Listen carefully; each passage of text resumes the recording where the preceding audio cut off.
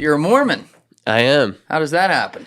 Well, we refer to ourselves as members of the Church of Jesus Christ of Latter-day Saints, but now it's like, that's something like kind of new that's been happening over the past couple of years. But yeah, I always tell people when they ask, yes, I am a Mormon. Yeah, why'd they change that? I think it's just because there's so many different ways and the ways it's perceived, and we don't want to be known as like Mormons because Mormon was a prophet in the Book of Mormon, which we believe in, but we're followers of Jesus Christ as members of the Church of Jesus Christ. So. Right. What was his name? Like Joseph Smith? Yeah, something? Joseph Smith. And what was the story there? What happened again? Yeah, so essentially Joseph Smith, he was a young man looking for like the truth in the times like 1820, 1830s area, and he was looking for like the true church, and he couldn't ever find it. And he said a prayer, and then he went to the woods, said a prayer, and then in that moment, Jesus Christ and God revealed themselves to him. No Yeah. Are we sure about that? I am. All right. It takes everybody to earn their own testimony, but and it's kind of controversial too because it's like, when did most people don't have a hard time believing that God and Jesus appeared to this young man, but Sure, I'd look at all of it skeptically. Pretty much everything, like all kinds of religions. So I understand that completely. But you were born into it. Yeah, I'm born in Utah. My family was raised in Utah as well, and then also like ancestors were converted to the church and moved to the United States. Oh, they moved to the United States. Yeah, I have a grandma from like South Africa. Oh, wow. Came all the way to the United States back in like the 1800s, and she was converted in South Africa and made the journey all the way to New York, and then from New York walked all the way to Utah area.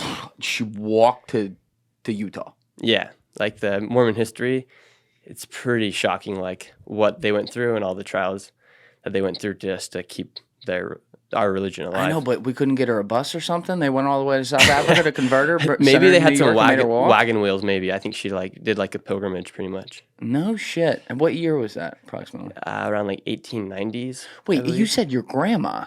Yeah, like great grandma. Okay, all right, yeah. Like my ancestry, goes really back. All right, so they were in the Wild Wild West. That's different. Yeah, I was thinking like this is like 1960 or some. No. Like she's walking from New York to Utah. What the? That'd be a long walk. Wow, yeah, that'd be a very long walk. But that's interesting. So a bunch of what's the full name? Church of Jesus Christ of Latter-day Saints. That's a lot harder to say. But you can just say like the Church of Jesus Christ, or you can even say like Mormon Church. I won't be offended. The Mormon Church, just because like it's easier to say. But like, so they went to South Africa from the United States. They converted your great grandma. Yeah, she came over here, and you've been here ever since. Yep, and then also family from Europe. The church, once it got established, they sent out missionaries to other countries around the world to like preach the restored gospel. And a lot of people were converted, and they essentially moved to the United States. Right. A lot of them, and some of them stayed back in their countries and developed the church as well. Now we're gonna get into what you've been doing on your YouTube channel and across social media today a ton, because it's pretty amazing on the ground documentary work you've done. I mean, you're essentially covering everything from the border itself to the effects that then has on, say, a city like New York. You've done a lot of videos there where a lot of migrants are being sent, and obviously our border and the immigration crisis has been something that has basically been an argument my entire life, so it's not something we solved. But before we get there, you had an interesting pathway to get to this, because you left... Did I get this right? You left America for about 2 years on a mission to South America, but it was like Chile, right? I did a mission in Chile in Santiago de Chile for 2 years. Now, what does that mean? What were you doing? Yeah, so essentially, like I was telling you how like my ancestors were converted by missionaries back in the day. Today, we still believe in like the preaching of the gospel, and when you graduate high school at 18 as a young man, it's kind of your responsibility. You're not obligated to do it. And you have the option whether or not you want to go. And I actually didn't want to go. And so I waited like a whole year. I told my parents, like, I'm not going. Like, I don't want to do this. And over a course of time, like, I had like the feeling and like had spiritual impressions that led me to make the decision to go to... spiritual impressions? Yeah.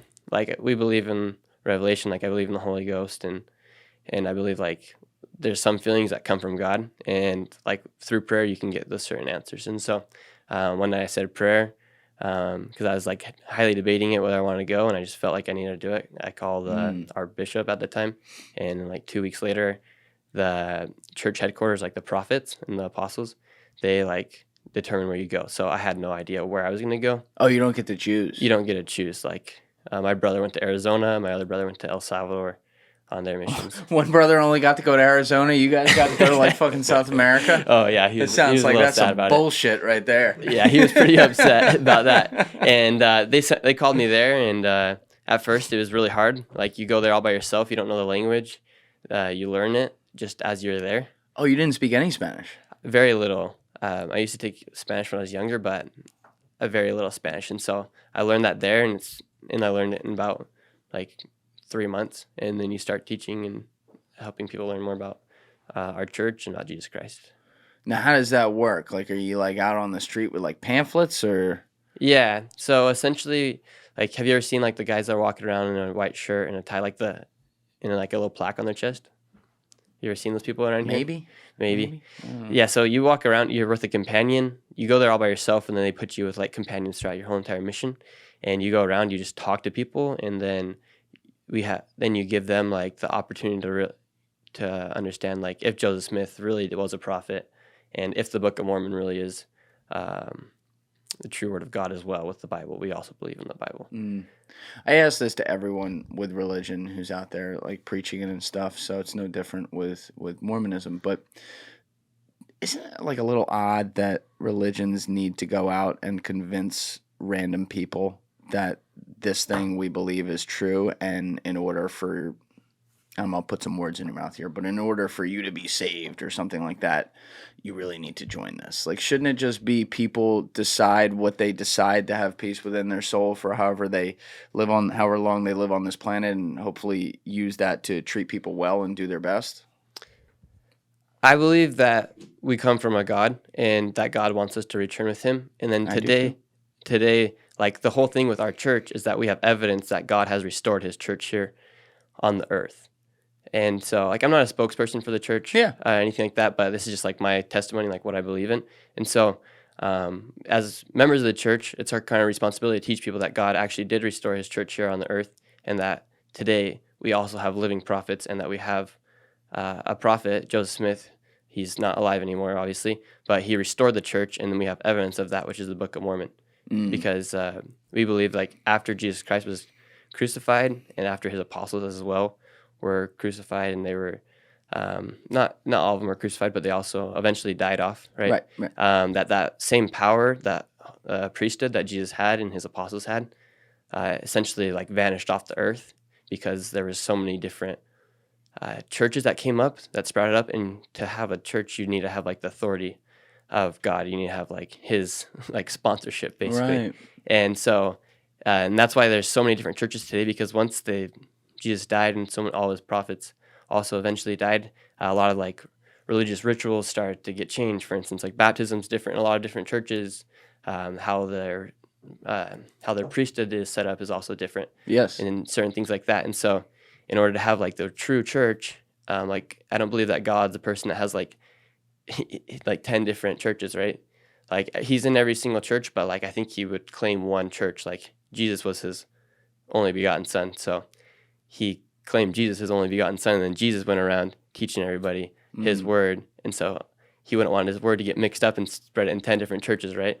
Yeah, I mean, and look, so, in fairness to Joseph Smith, you make a good point back there that there was a separation after the apostles died between any form of religion. Like, I grew up Catholic, right? I'm not a Catholic now. I got a lot of issues with that church. I don't need to get into all that. But, you know, when you look at the roots of, like, Christianity itself, in this case, the Church of Latter-day Saints, is that right? Yeah, Church of Jesus Christ. All right. So it was, I want to say it was like 1840, something like that, when Joseph Smith claimed that happened. Yeah, it's around 1820, 1830. It's like when the church really started to get right. So he believes there's like a divine thing that talked to him, and waited 1800 years and now created a church. The actual Catholic Church, though, that then ended up bearing off all these different Christian churches over the years, they claimed all their shit at the Council of Nicaea, which was in 300 something AD. I forget the exact year, but it was years after all these guys had died.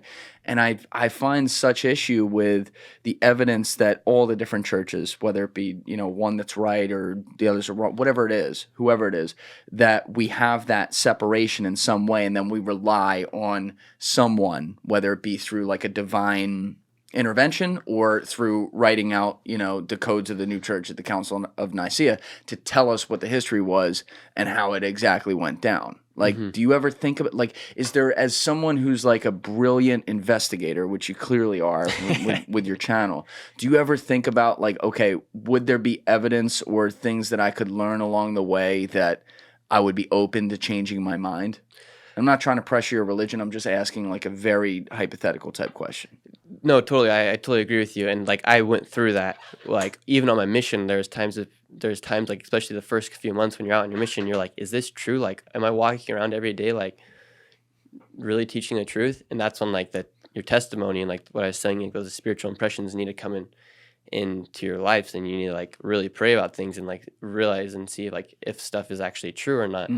And like I eventually received those spiritual impressions and like that testimony from reading the Book of Mormon, which is like evidence that Joseph Smith restored the church for us. Like some people, obviously people that don't believe in the church don't believe in the Book of Mormon, but like I do, and that's like my evidence that Joseph Smith was a prophet. He wasn't a perfect man by any means. Like if you look at the church history and like if you look at church history, like he might have done some interesting things that people like what? Like polygamy, for instance.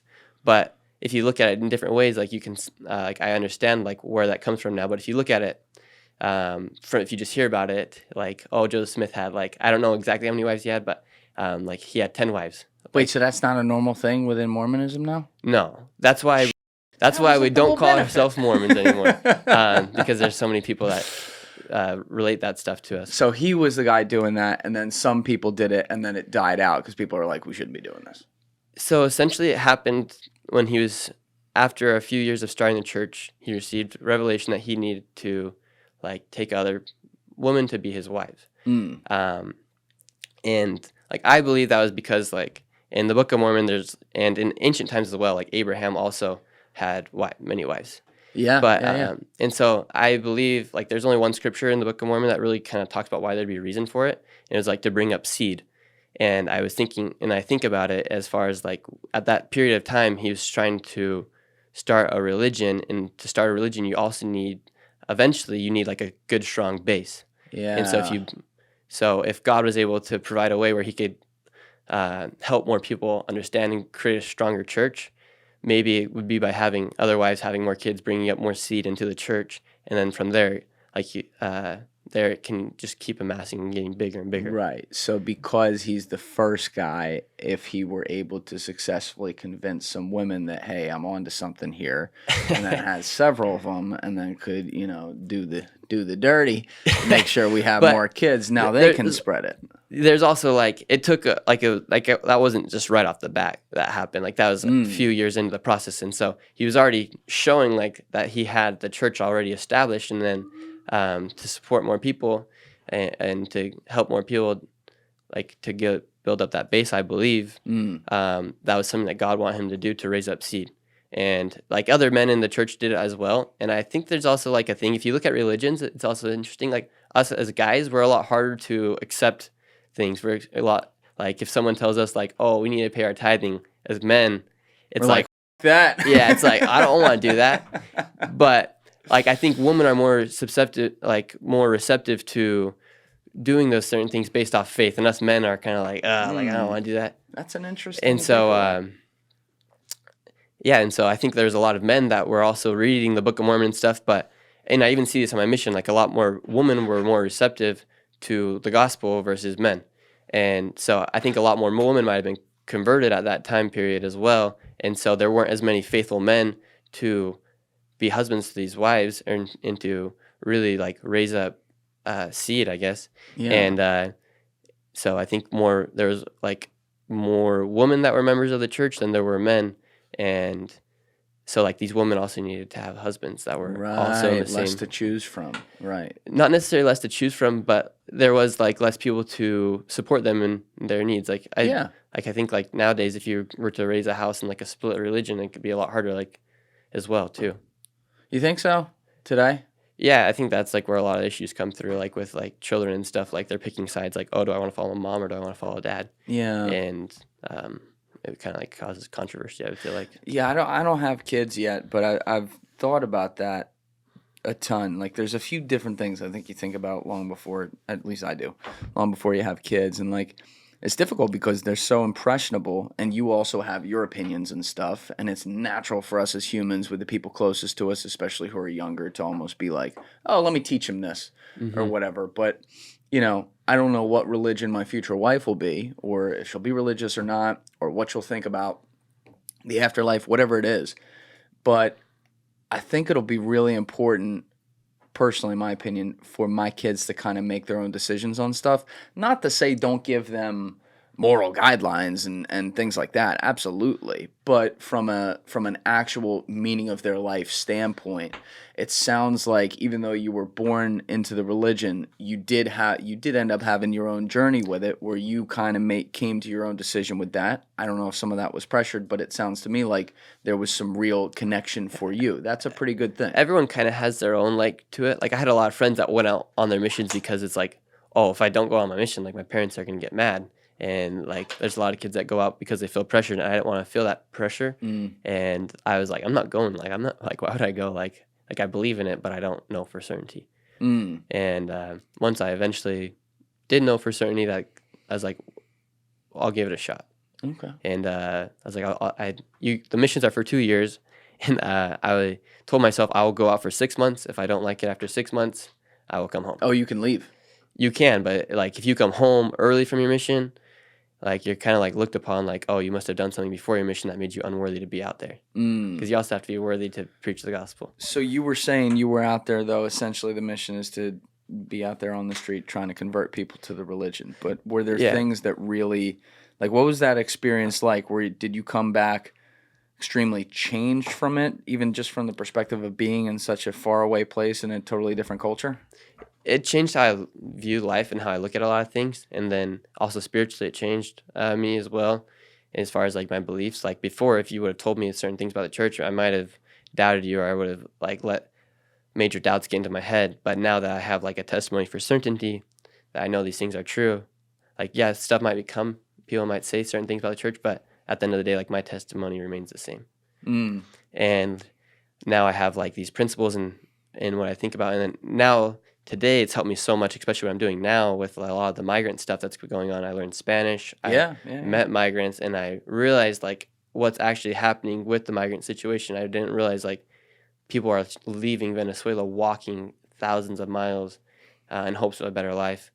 And like I didn't realize like all that human suffering that happens here in the world, because we live in the United States and we don't really see that stuff, right? We don't see it. That's right. And especially if you are born in a normal household and you're live a pretty chill life, you never have to see any of that sort of stuff. And then you go out there and you realize like, wow, like we as humans are literally surviving. Like we're not animals, but in a way we are, because like if you go out to, there's a reason why they call New York City the concrete jungle, because every single day you are trying to survive, like in certain aspects of life. And so the mission really helped me realize like, wow, like this is really important. And then it really made me also realize like, it's so important to believe in God and to like have like even if you aren't a member of the church, or even if you don't believe in God, like it's so important to have like a role model you look up to and a set of values that you follow. Guys, if you're still watching this video and you haven't yet hit that subscribe button, please take 2 seconds and go hit it right now.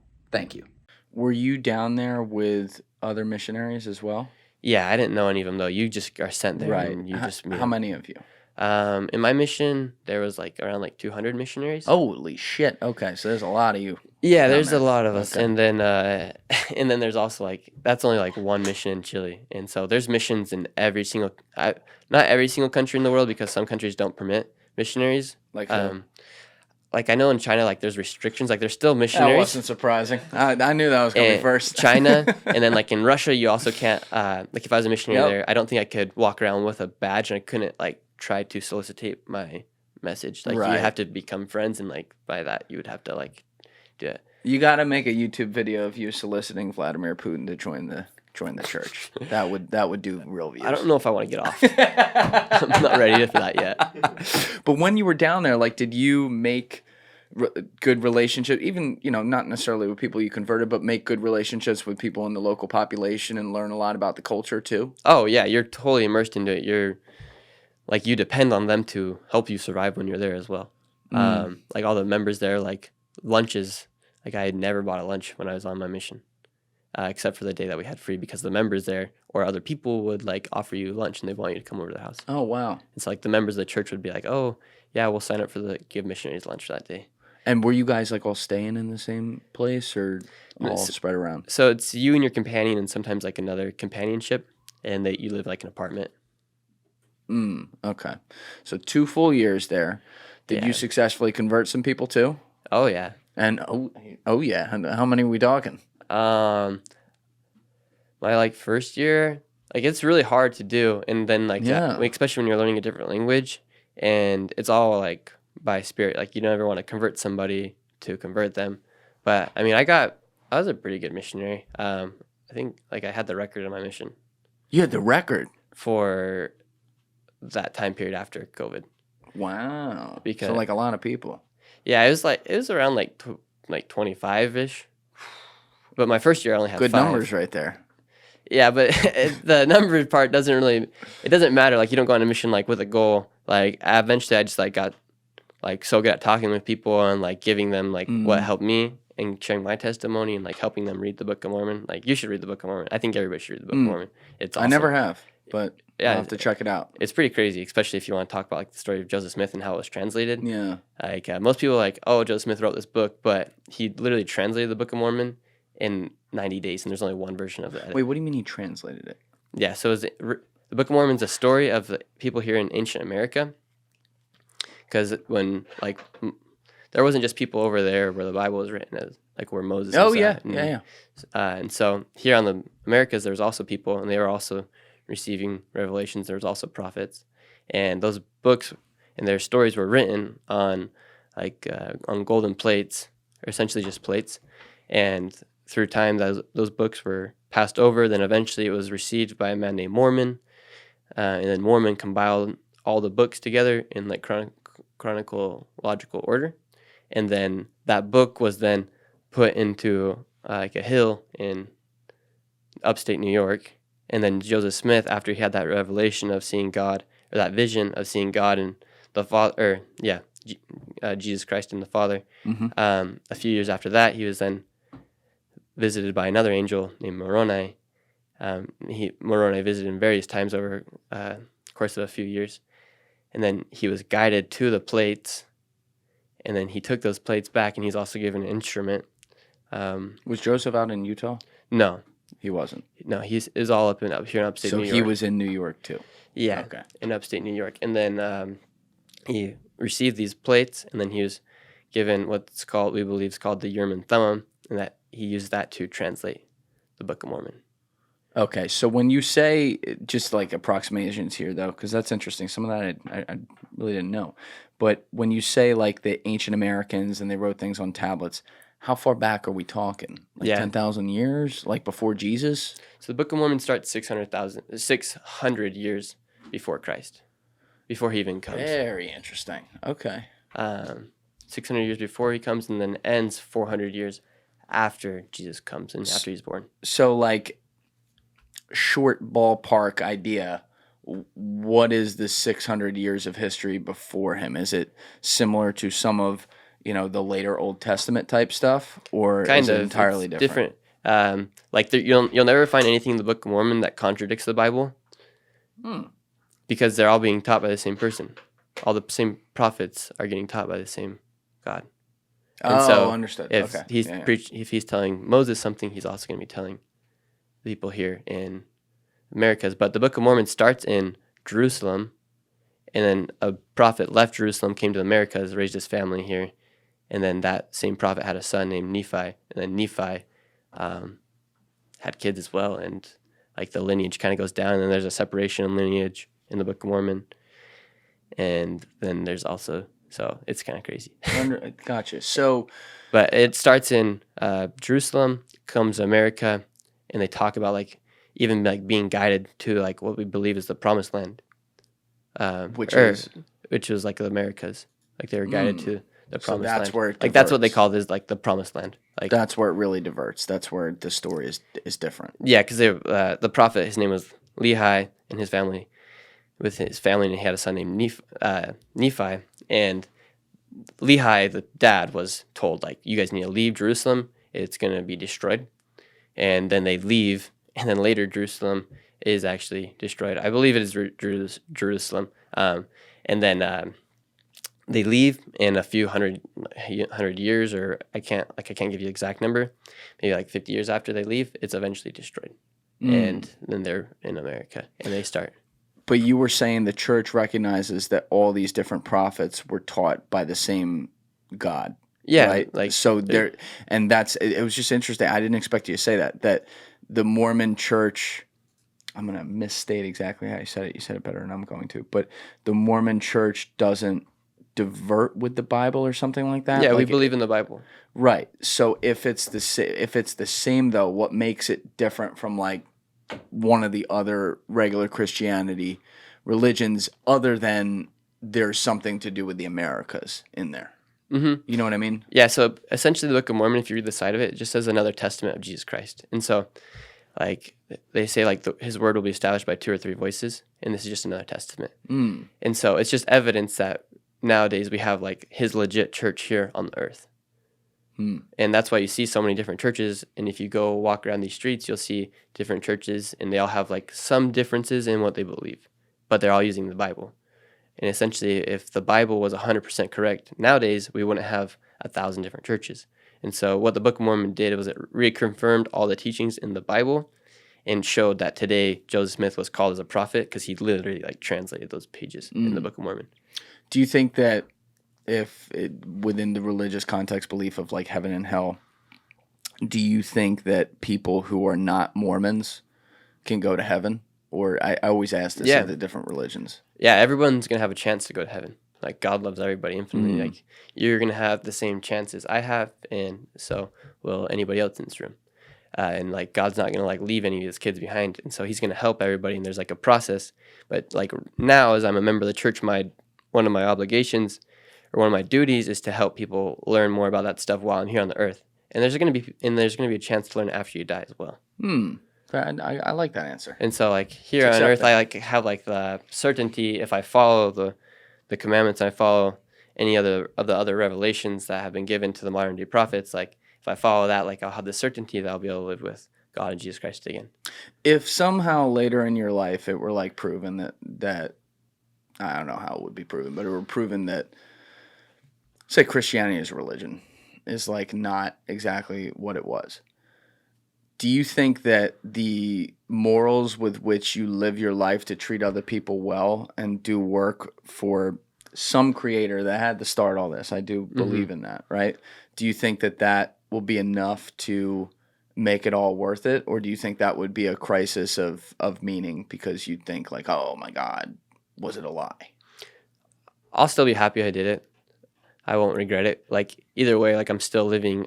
Like me and you, we aren't different other than maybe I follow some different like commandments, right? Right. And so, essentially, if I live my life the way I'm doing it right now, I don't feel like I'm being restricted by any means. And like, if anything, it's enhancing my happiness because I don't have to worry about certain things if I follow the commandments. Like I think a lot of the times when you see society separate from God is when you see all this chaos happening. And like my moral compass is I follow my own moral compass, and I don't get too straight off there. Like I'm not saying you won't see me go do something crazy, but you're not going to see me do something like where I drink so much alcohol and then I go have sex with a chick and I have a baby. Like you're never going to see that from me. Never? Never. Not even in New York? Never. Not even in New York. Not even if a Wall Street girl comes up to me, you know? I believe you. But so like there's certain aspects of my life I'm not going to have to worry about. Like I see like since I've been doing some of these YouTube videos, I see so many kids that don't have a mom or a dad. They're missing one of them. Like, yes, my goal is to eventually get married and like raise a family with like one person, and not have to worry about those like not have to worry about having like a split household. I think that's a great goal. I And think that's a huge issue in the country for sure. if you look at like most of the issues here in the world are from people not following like commandments, like they fall into a lot of temptations. Yeah. And so like my moral compass is going to help me, and the rules I abide by in my religion is going to help me so I don't fall into those things. That's great, man. And so like that's a great answer. yeah, and so it's interesting. And I think if more people did follow God, like I really want to like make a video like what happens to society like when they stop believing in God. And you're seeing it more and more every single day. Like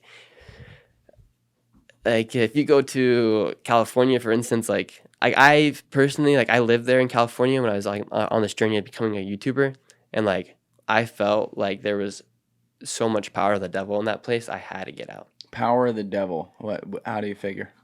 Yeah, because like I was telling you how I like sometimes like I can feel the spirit, and so can you. Like maybe you're even feeling it while we're talking about this certain stuff because it's like a different feeling.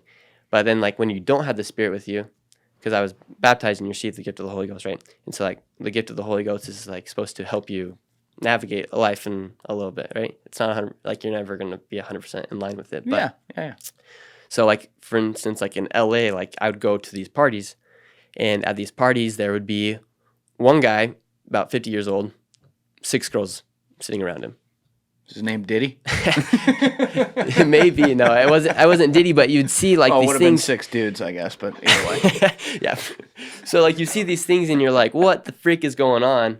And like none of that's by God.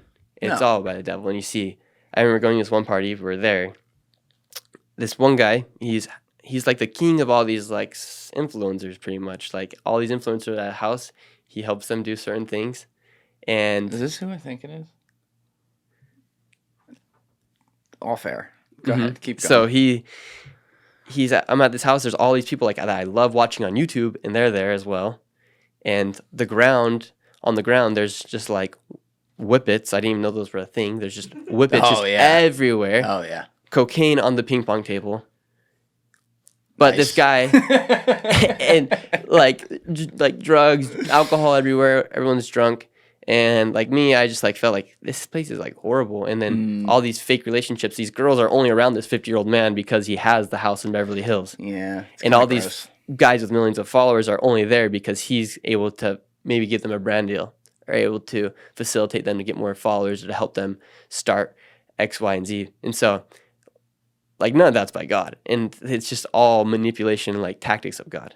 Or tactics of the devil, my bad. I think, and depending on how you look at it from a religious standpoint or just like moral or immoral, I think you have a point for sure. And I haven't spent time out in LA, but know a lot of people who have. Certainly there's some good stuff out there, but you see a lot of people who are worshiping things that are not God. And by that, I mean, money, fame, and with it, power. And these are the types of things that do get normalized. And yeah, I think I would have, like, I enjoy a good party, right? But do I think I would have fun living for 3 years in some fake content creating den with everyone fucking sitting there doing drugs and getting STDs? Probably not. Yeah, and then at the end of the day, these kids aren't, like, the kids that were doing it aren't even happy. And so there's like, you'd like see, especially, I just see this in general because like I'm always sober. Yeah, like I see when like people take large sums of alcohol and they start getting drunk, like the conversations don't even matter when someone starts getting drunk. I believe like when someone starts talking to me and they're intoxicated, it's just like, okay, you're probably not going to remember this and neither one of us are going to benefit. Have you ever drank? Never. So you've never had anything? That's like... Yeah, I don't think you're wrong about that, by the way. But. Yeah, and like there's like people that do it, not in the church, but like everyone, like if you say I were to drink, like it wouldn't be the end of the world. I would like repent and then I would like never do it. I wouldn't want to do it again. Oh, you should have to repent for it. For having a drink. Yeah, and so I'd repent for it, but like I don't want to do it, and so yeah, I don't know. Good for you. Yeah, it's not. I mean, Oh, I also made like a handshake with my grandpa when I was like 16. That I would like never drink.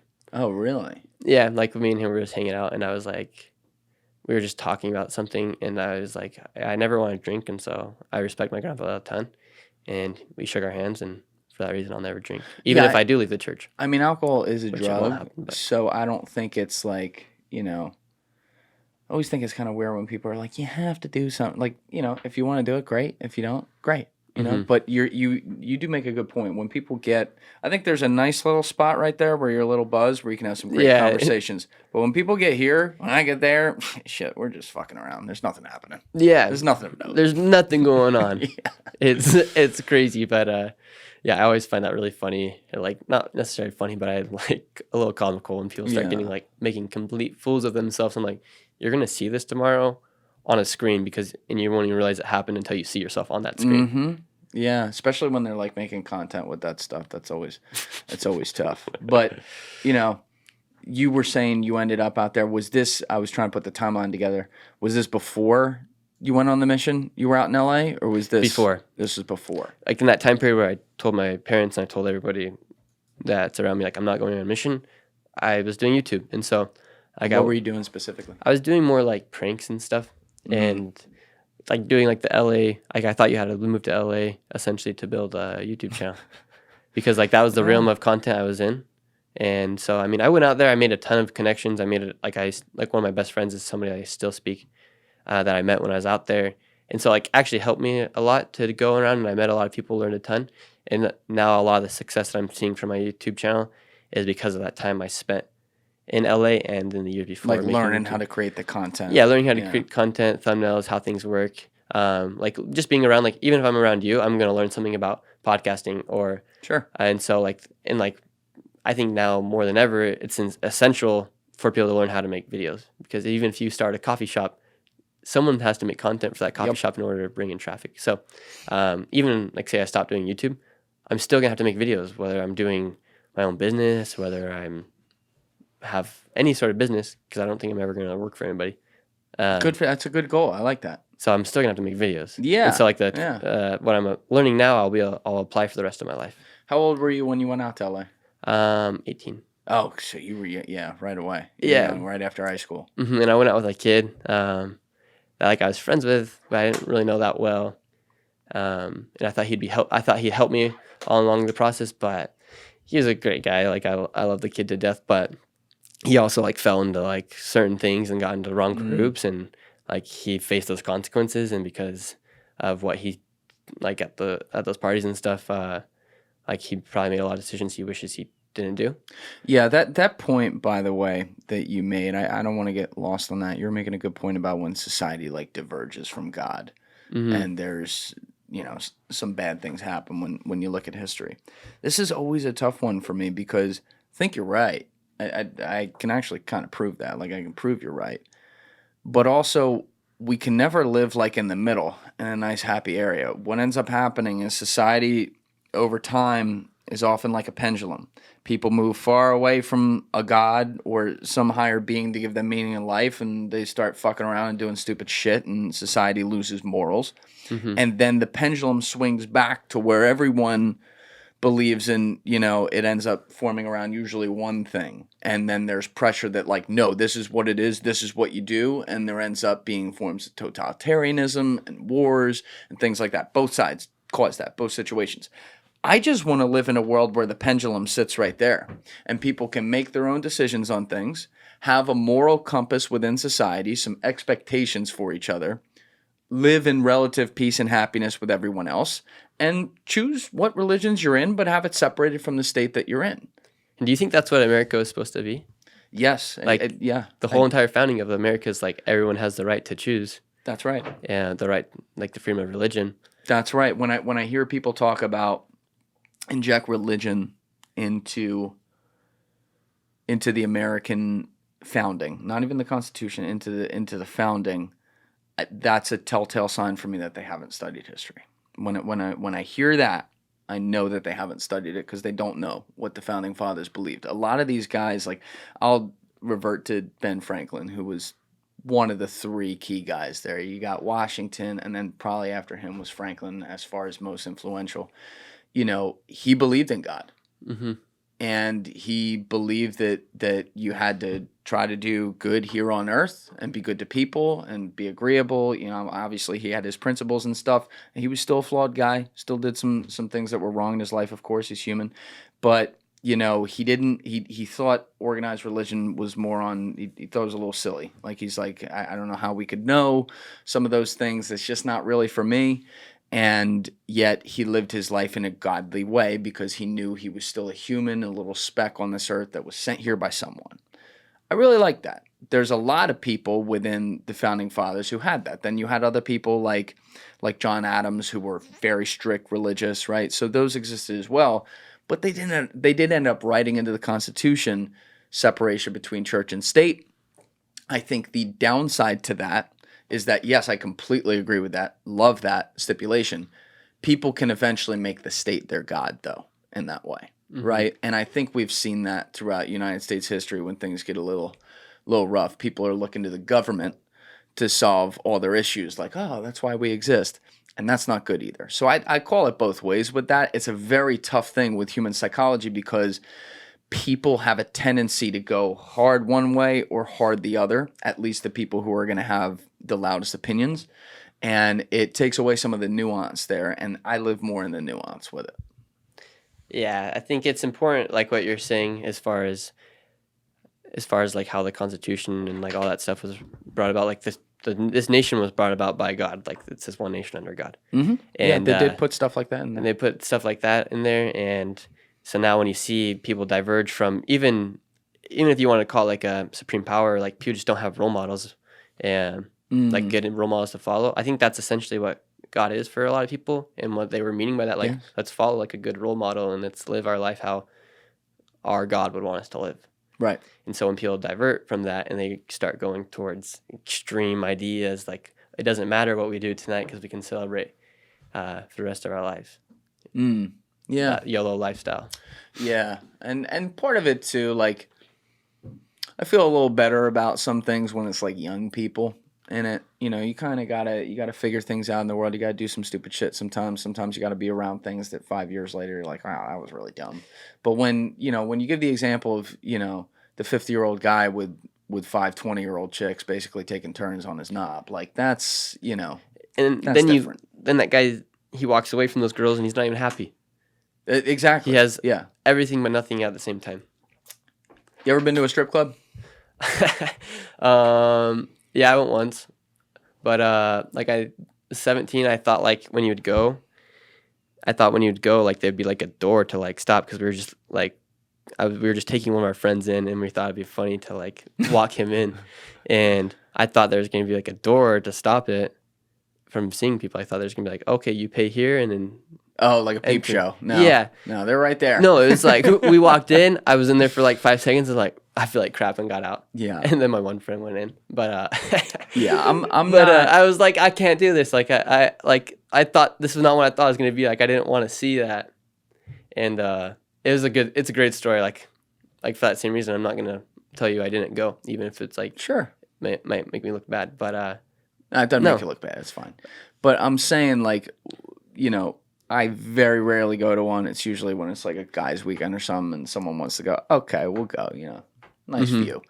But I got to tell you, the thing I end up doing in there more than anything, because, obviously strippers don't really love you. So, I'm not really wasting my time with that. But, I will people watch the dudes in there who you can tell have money, the ones that have money especially, and are in there all the time. You can spot it in 2 seconds because the girls are coming to them. There's a certain vibe they have that's like, been here before, do this all the time. This is a Tuesday for me. And to your point, they are the most miserable looking son of bitches I've ever seen in my life. Doesn't matter how good their Rolex look, how good their chain might look, what kind of clothes they're wearing, how in shape they might be. They look totally dead to the world. I've never seen one that doesn't. It's sad. Yeah. So, I mean, that does go to show you some people. It's like we worship these things that are, the way you might put it, is like ungodly, and then you get them, and you're like, oh, that's all it is. Oh, yeah, this isn't doing it. It's like people that live for the weekend. Yeah, like, exactly. Oh, your 2 days are awesome. Yeah, the other 5 suck. That should never be how it is, man. You got to find your passions. Yeah, I don't even know if we're in the weekend or if we're in the weekday right Me now. too, man. I always got to ask Alessi, what day is it today? You know, it's like we're doing things. It's stressful, you know, building channels and stuff, as you know, but like we're doing things that we love, right? There's some hard parts that we don't like when we got to do it, but we get to work for ourselves and we get to go create things, and you know, we're in that mode where we're trying to chase it to get to the point where we're good and we can do this stress free for many years. Exactly, and then we meet people like me and you, or you talk to other people, and then you see the success stories. Oh yeah, And you're like, well, I can't stop now. And then kind of just like that's why I never stopped doing YouTube, because I knew what could happen if you can actually make it. And I haven't made it by any means. You're Like there. next year I could not even be uploading. Like you never know. Like I'll probably still be uploading, but I might not be getting views. Well, you're growing like a weed right now, and the reason is when you got back from your missionary trip and resumed YouTube, you changed the content. We hinted at this earlier, but you changed from doing like the prank videos and stuff like that to becoming a journalist and covering specifically, like when you look through your channel, the heaviest stuff you're covering has to do in one way or another with the border crisis, which has pretty much been a crisis like my whole life. Like this shit's kind of crazy.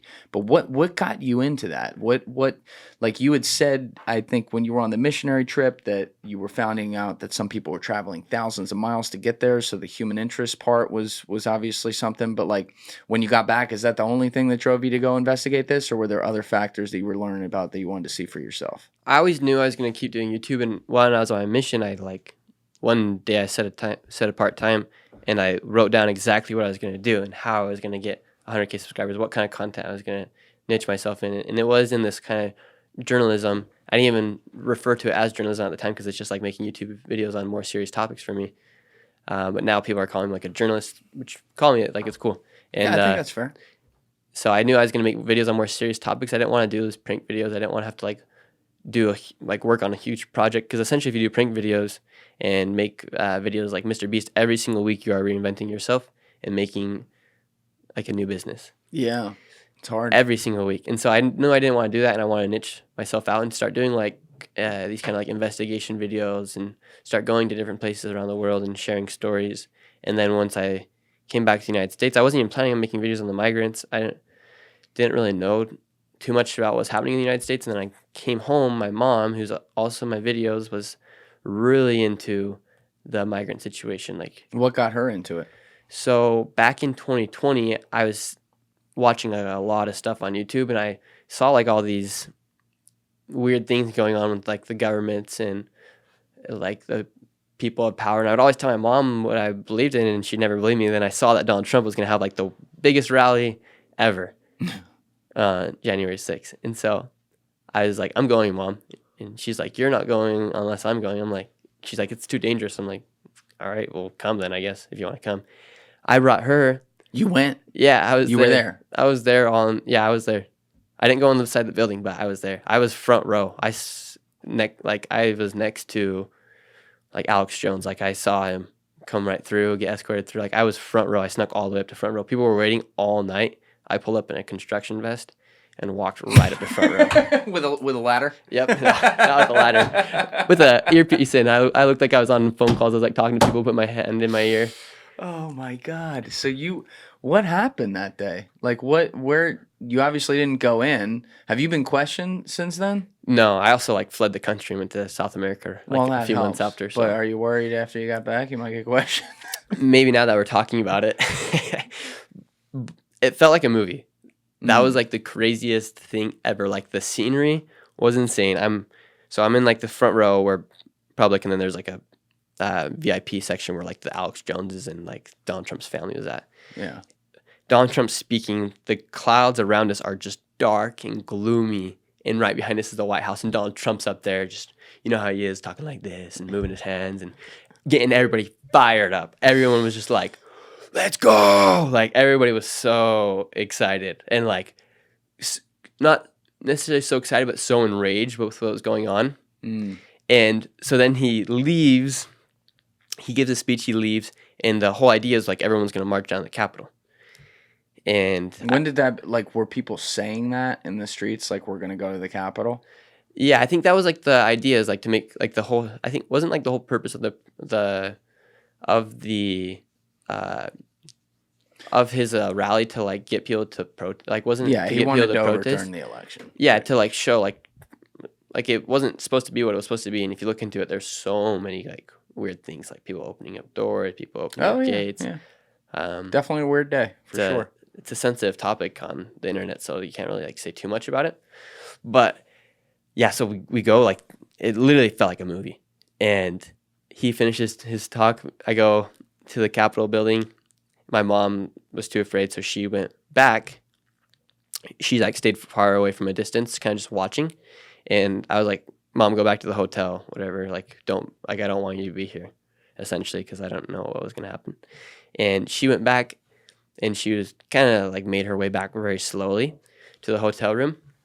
Then she got back on she got into the hotel room. She started looking at the news, and she's like, "This is not what's happening." Because at the protest, like it was peaceful and everyone was so like showing so much American spirit at the protest when Trump was talking.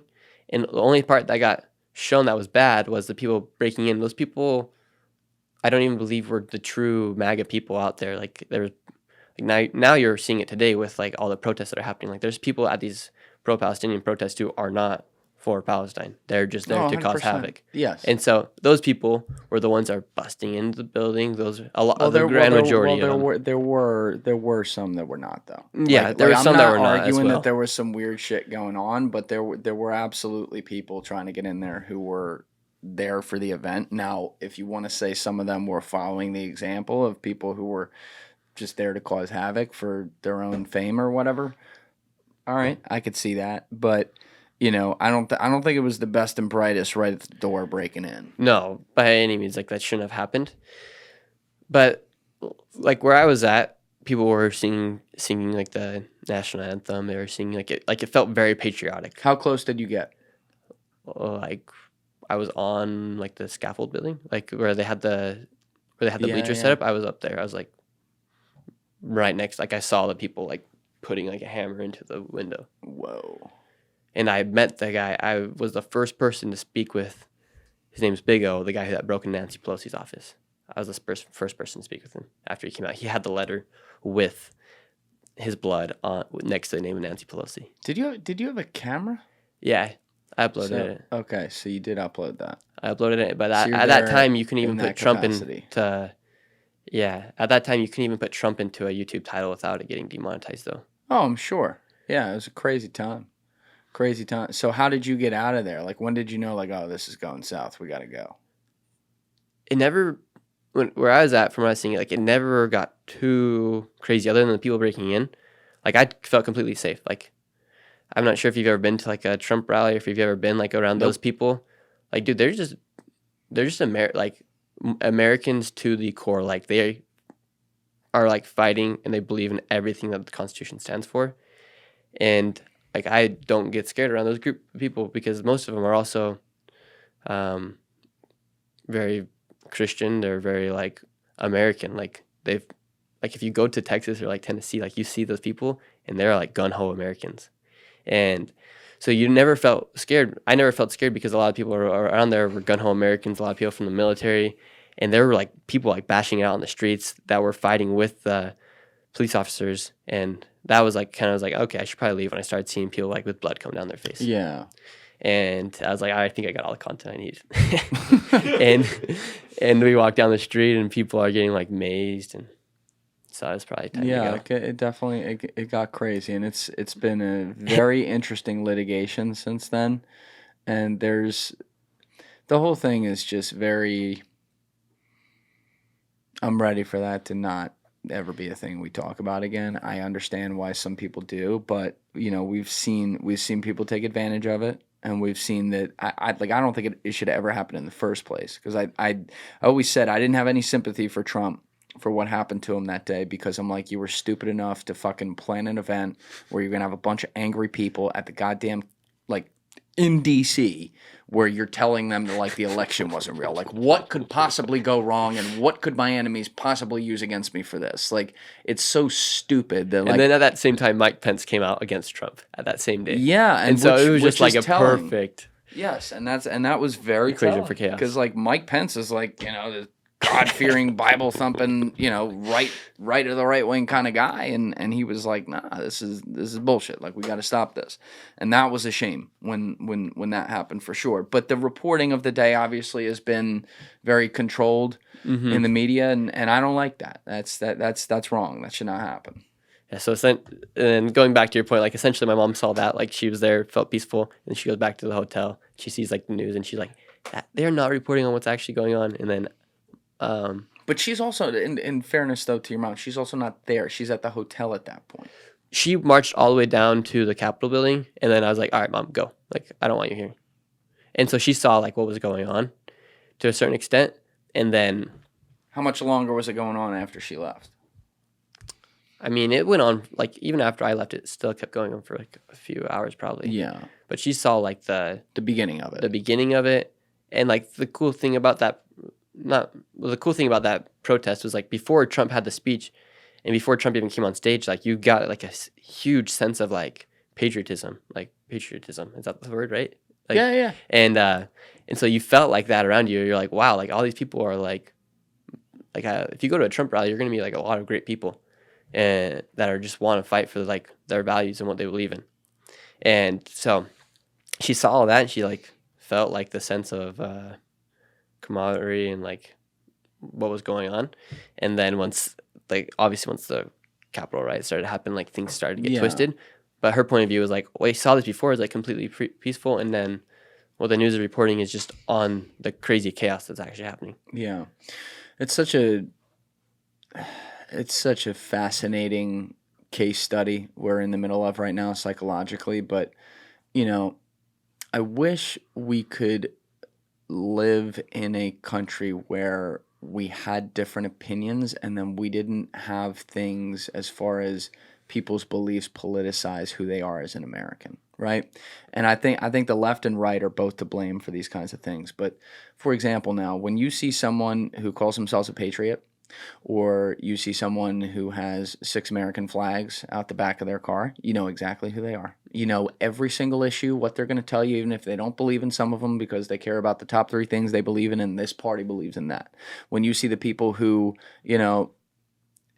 aren't doing those things, you start to go, oh, okay, that might be the other side right there. I don't like that identifying. I don't like the whole, we're here with this candidate because we're goddamn Americans or whatever. I understand that's a part of it, but I think that stuff is what's dividing us, and I think it's dividing us in the sense that the establishment has the biggest part to blame because they look at those people who are at rallies like that and they say, you don't matter.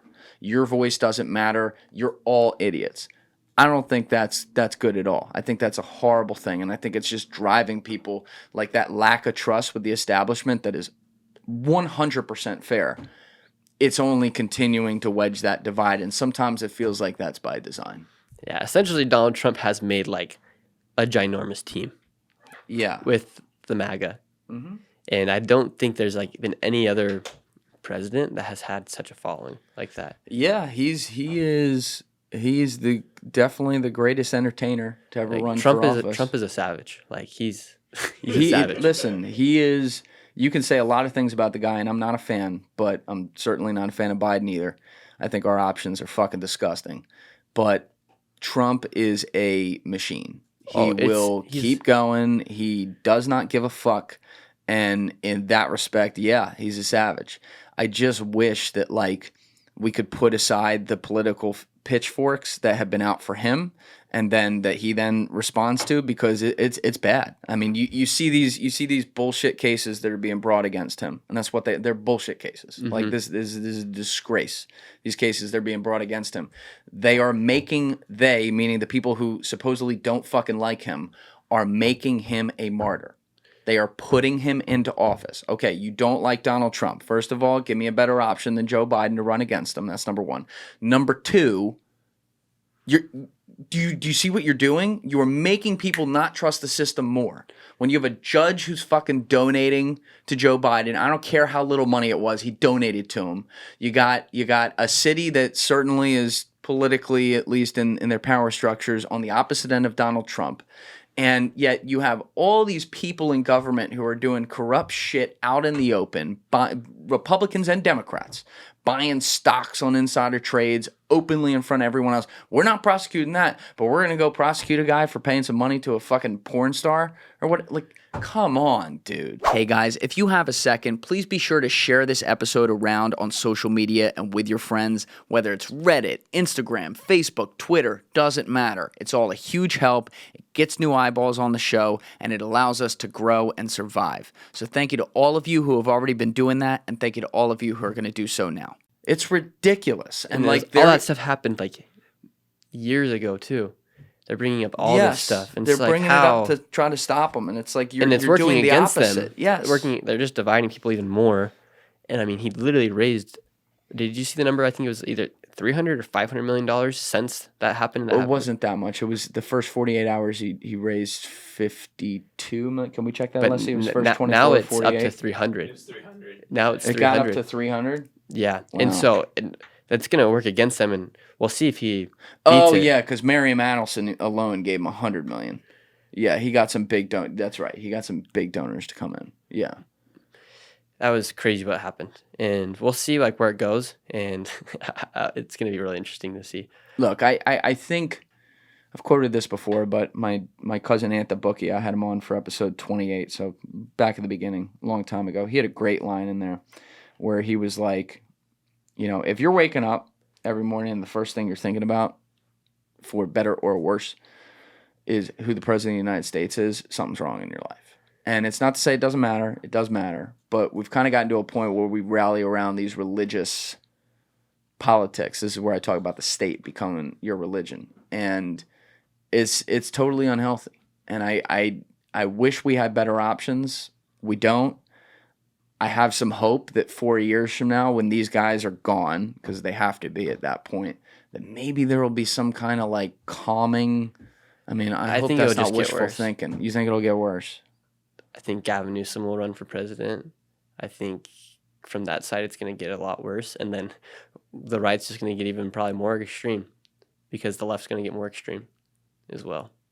That's and unfortunately you might be right about that, and that's a huge problem to me, because like we keep this divide going like this. Like this is how empires fall. They turn in on themselves and they make each other the enemy, and we're doing that.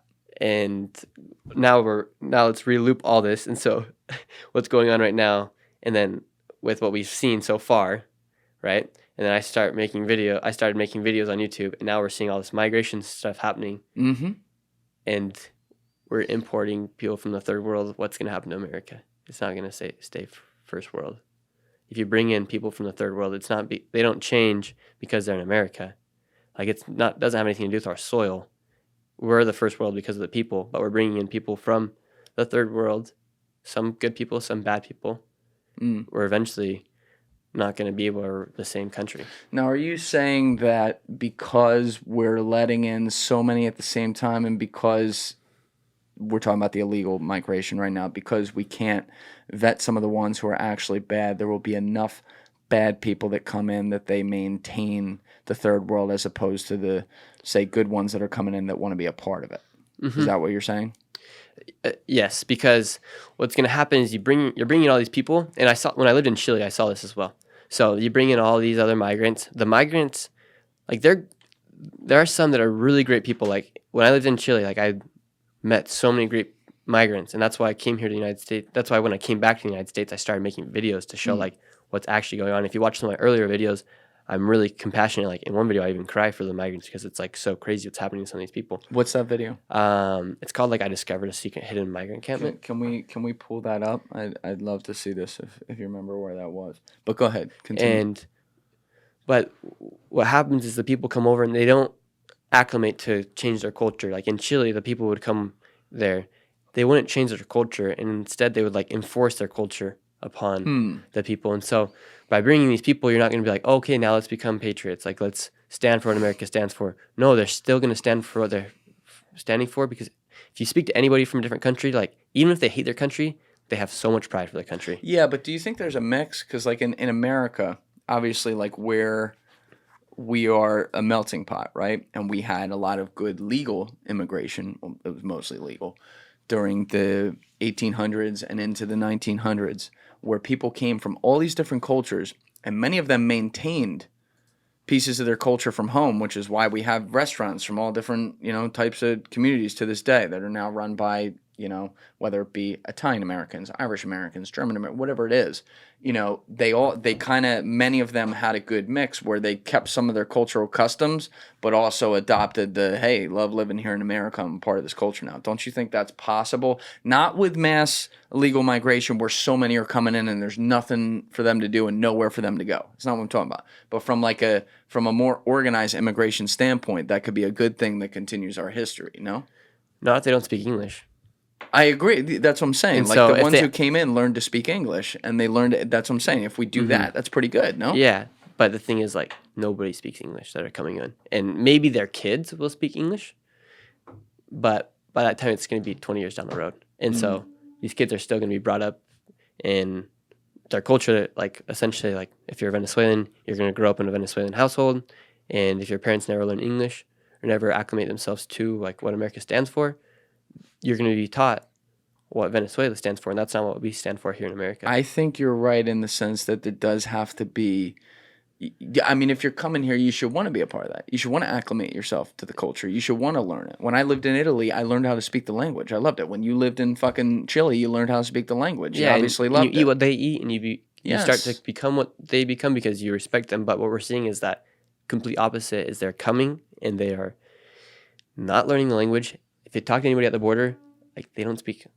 Very few of them speak any English. Well, that's when they first get here, in all fairness. But you'd right? think, like, when you'd come, like, I would never go to another country and not have a little bit of that language down. Like, when I went to Chile, I still, like, I had to go through a rigorous training for like 6 weeks to learn as much Spanish as I could, and then, like, I could acclimate myself. But, like, these people, they don't know anything about English. The grand majority of them don't. And Did you use the internet to do that? no, I had, like, some books, and I had, like, a course that I took, like, Okay. with the church All right. before. Fair enough. And so, like, these people are just getting dropped off, and then they're getting sent off to places, and the places where they're getting sent off to, it's usually just a big group of, whether it be Venezuelans or Haitians, they're Yeah, still in it's their a groups. problem. And so it's like, the thing with me learning a whole nother language is I learned it so fast because I was acclimated and I was thrown into the Spanish language. And I was speaking every day with them, but these people are coming and they're starting their own, like, little groups in different places. If you go to a migrant shelter here in New York City, it's all usually, if you want, I think it's like Venezuelans or Colombians. And so they're not, like, mixing them with people that also speak English, Right, which because wouldn't they're make any keeping them sense. in. They're 'Cause keeping them in these there. overcrowded shelters. I'm glad you explained this because I have a general agreement with what you're saying. When you're letting in so many, again, like, it's illegally too. I understand they want to come here, and I think that's great. But, like, we gotta have a better system to do it. Number one, you're letting in some people who aren't good, right? Who then ruin it for the people who are good. And number two, you're setting up the people who come in because there's so many of them we can't control to fail because you then put them into these crowded little spaces with a fucking million people who are just from their culture, and that's where they stay, and then they don't become a part of, the great parts of America. Yeah, like, they're not going to That's intertwine. fair. That's fair. Now, this is the video you were talking about? Yeah, this was filmed a couple months ago. And you said you got emotional in this video? yeah, Where, because do you remember where that was? it's right there. United States, you guys. This is not in a third world country. So, like, This look is how Turn crazy it this up, in looks. Southern California. This is in California. This is the current situation here, and honestly, like, it honestly makes me want to cry for these people. I just talked to these people over here. Like, they came all the way here. They came from El Salvador or whatever, right? Yeah, they can't be coming in here to the United States. They shouldn't be coming in here. It should be a closed border. But imagine traveling all by yourself, passing through Cartel, and this is the first thing you see when you get to the United States. Like honestly, makes me sad. So there's so many people that have to go through this, and like being a citizen of the United States is such a blessing, and I hope like with these videos that I've done, people are honestly able to understand what people have to go through, and they see the reality of what's going on, because this is crazy. I don't care if you're Republican, Democrat, liberal, gay, lesbian, whatever you may be, no one deserves to have to live in this circumstance and come to a country hoping for a better life and this be what it is. They need to close the border because this is not right at all. I feel so bad. This is crazy. If you're listening and not watching, we're essentially seeing like a muddy, wet, Looks like a war open zone. area, like tent little town. This is what And it's it's like just- here. There's just a bunch of stuff. And, Yeah. you know, these guys right here, they're literally from Africa. They shouldn't have came here, and they shouldn't be told to come here. And Americans, they don't want them in their country. But they come here, and this is what they get to. And I can only imagine going from leaving literally another continent to come to the United States, and this is what you get. Yeah. These guys right here are fully capable men of working any type of job. No human deserves this at all. Now, all right, let's pause it right there. That's pretty heavy stuff, man. So it's good that you show this and people can see this and see what it is, because what you're doing there, at least if you ask me, is you're completely empathizing with the people who are trying to come here. They are trying to get a better life, and literally, like, that's the best once they actually get over this border that, you know, they could just apparently walk right across. This is what's actually awaiting them, because we don't have a system set up for illegally or illegally to have people ready to come and have an opportunity to assimilate. And of course, we got to do that legally. But that's pretty powerful. Yeah, essentially that day was crazy because, like, I literally watched Cartel drop off these people. They were in the journey of the migrants, crazy, first off. And then the Cartel drops these people off, and they get there. They're like, what the frick are we doing here in America? Like, Yeah. I saw this lady. I was walking with this lady from El Salvador. She's like, oh, I just came because it's going to get you better. I'm like, do you know where you're going to sleep tonight? She's like, no. Like, do you know where you're going to go work? No plan. I'm like, so what's going to happen? She's like, well, I'll let God decide what happens. Did I'm you like, get what her are you doing? backstory? Yeah, she lived in El Salvador. She was a single woman. She had a decent job there, but she thinks it's better here in America because you can make more money. And she left because the borders are open. And how far approximately is that? El Salvador is down towards the southern. It's just a little. It's like a. It's closer. It's like by Mexico, like one. It's like Yeah, one but state that's down. still, Mexico's a long country, so she's still going hundreds of miles. Yeah, so she's still essentially like leaving very far away, which isn't very as far as what some of the people have to do to come from like Colombia or Yeah, that's places far. like that. But like she should just stay in El Salvador. Like El Salvador, I've been there. I went there after that video because I was like, okay, El Salvador, I think is the best option for these migrants. I'm gonna go make a video there, see what happens. Oh, you made a video in El Salvador. Yeah, and there's other options for these people. Like America's not their best option. Like there's other options. Like El Salvador is a great country. If you go to Mexico, if you go to Mexico City is a great city, and the locals there, I talked to them, and they're like, I hear there's opportunities. I don't know why people are leaving. And So but you're then saying- then there are like cartel lands. I'm like where Yeah. people probably are just getting extorted all the time. But just go to a different place in Mexico. Go to a different country in South America or Central America where you speak the language. What about all the people who are coming from really poor areas where they don't even have phones or anything like that, and they just don't know? Mm-hmm. Majority of them all have phones, and they know what they're getting themselves into because they have somebody in the United States that's either told them, or they're seeing stuff on TikTok, or they're seeing stuff on YouTube. And if you're from Venezuela, like you can't live in Venezuela. Like you can work a month and get $5, and it's not like their prices are much different than the United States. Like a carton of eggs probably still costs around $2 there, right? Which is cheaper, but they use U.S. currency, and they make their money. From what I've heard, is they make their money in Venezuelan currency, and that currency converts to like legit nothing. And so like there, you can't really live. It's like communism there, and the people are like that's why like half the country is left. But what happens? The bad thing now is you let in half the country leaves, also the criminals leave, and they get mixed in with the people That's the here. issue. If you go to New York City, we're here right now. Go to New York City, you will see gang members walking around and staying inside these hotels. You can identify them by like the tattoos and stuff. By tattoos. Yeah. This time we were there, we saw 4 men, completely capable men, just like me and you, legs chopped off. They are missing a leg. How would 4 completely good people be missing a leg? Well, in that case, they could be citizens who were subjected to like cartel violence and stuff. No, Exactly. I'm not saying they weren't. Exactly. But, yeah. Like it has to be something with the cartels. So the cartels here, they were already here before. Oh, you think that happened here? Their legs getting chopped off, you're saying? Could have happened here, could have happened in Venezuela. It doesn't matter. Okay. The fact is, in the matter is that those people are gang members. And they're establishing their gangs, and they're living for free. Well, couldn't they be victims, though, too? I'm not saying they aren't. I'm saying, like, if someone's missing a leg, I mean, they're pretty brutal down there with how they legislate things within the fucking cartels. Yeah, but if you're doing business with a gang, what does that separate you very much from a gang? No, if I'm you're saying working it with could be them? people who aren't doing business with them, or people who they didn't pay them enough for something, and that's the police in town is the cartel, and they say, well, here goes your leg. That does happen, no? Yeah, I would believe it if they're a man with a family and they're walking around with their kids. These guys are all single-age men.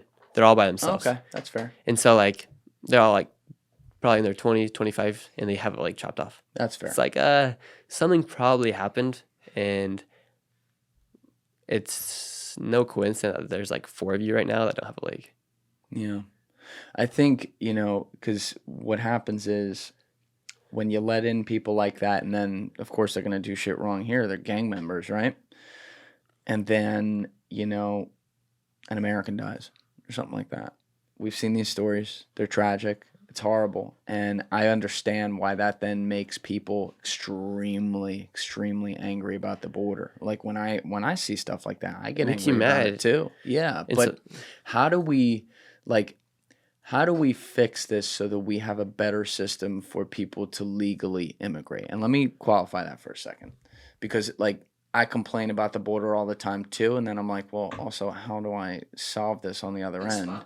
When people are just trying to come here and things like that. It's like to come here, the legal costs, the timeline, the wait for people sometimes who are coming from thousands of miles away, it's not like it was in 1910 or whatever, where they could come to Ellis Island, get, get tested, get set up, and then, be a part of the process and be here while they're going through the process.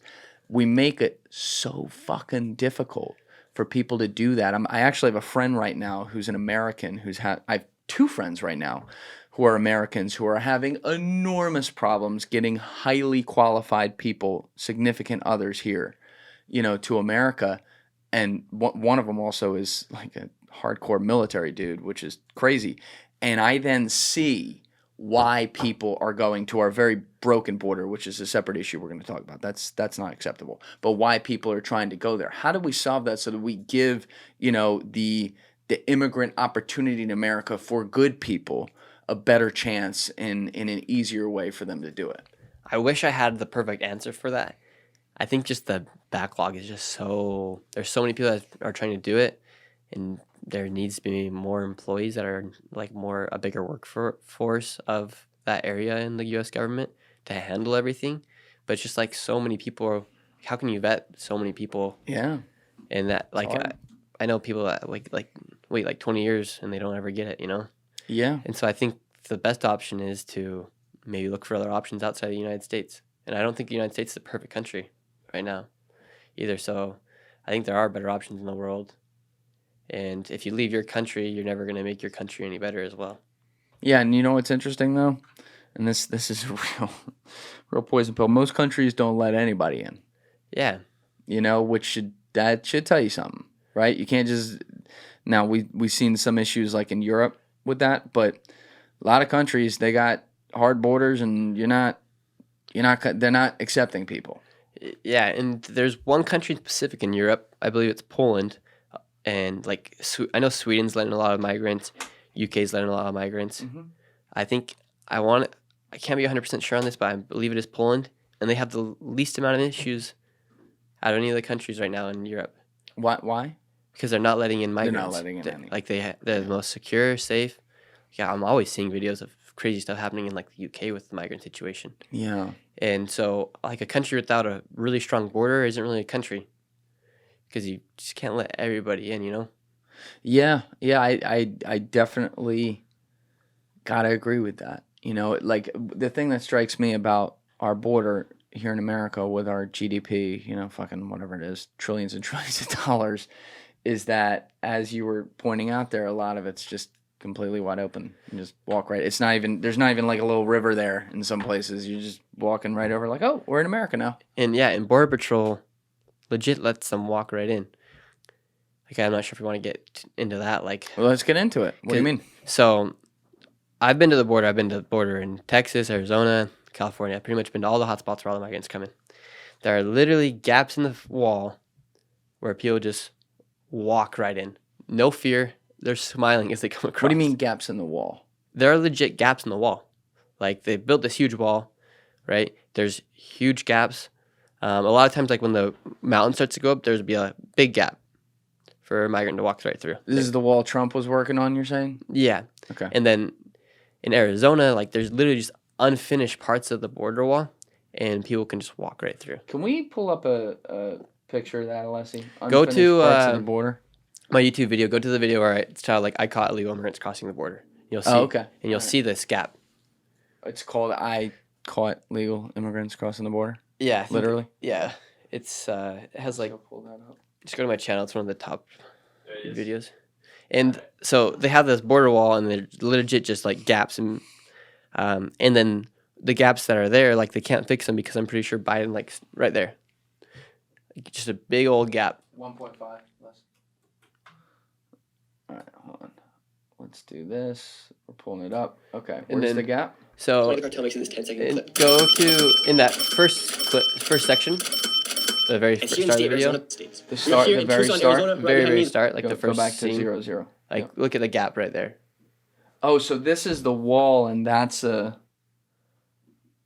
It's unfinished.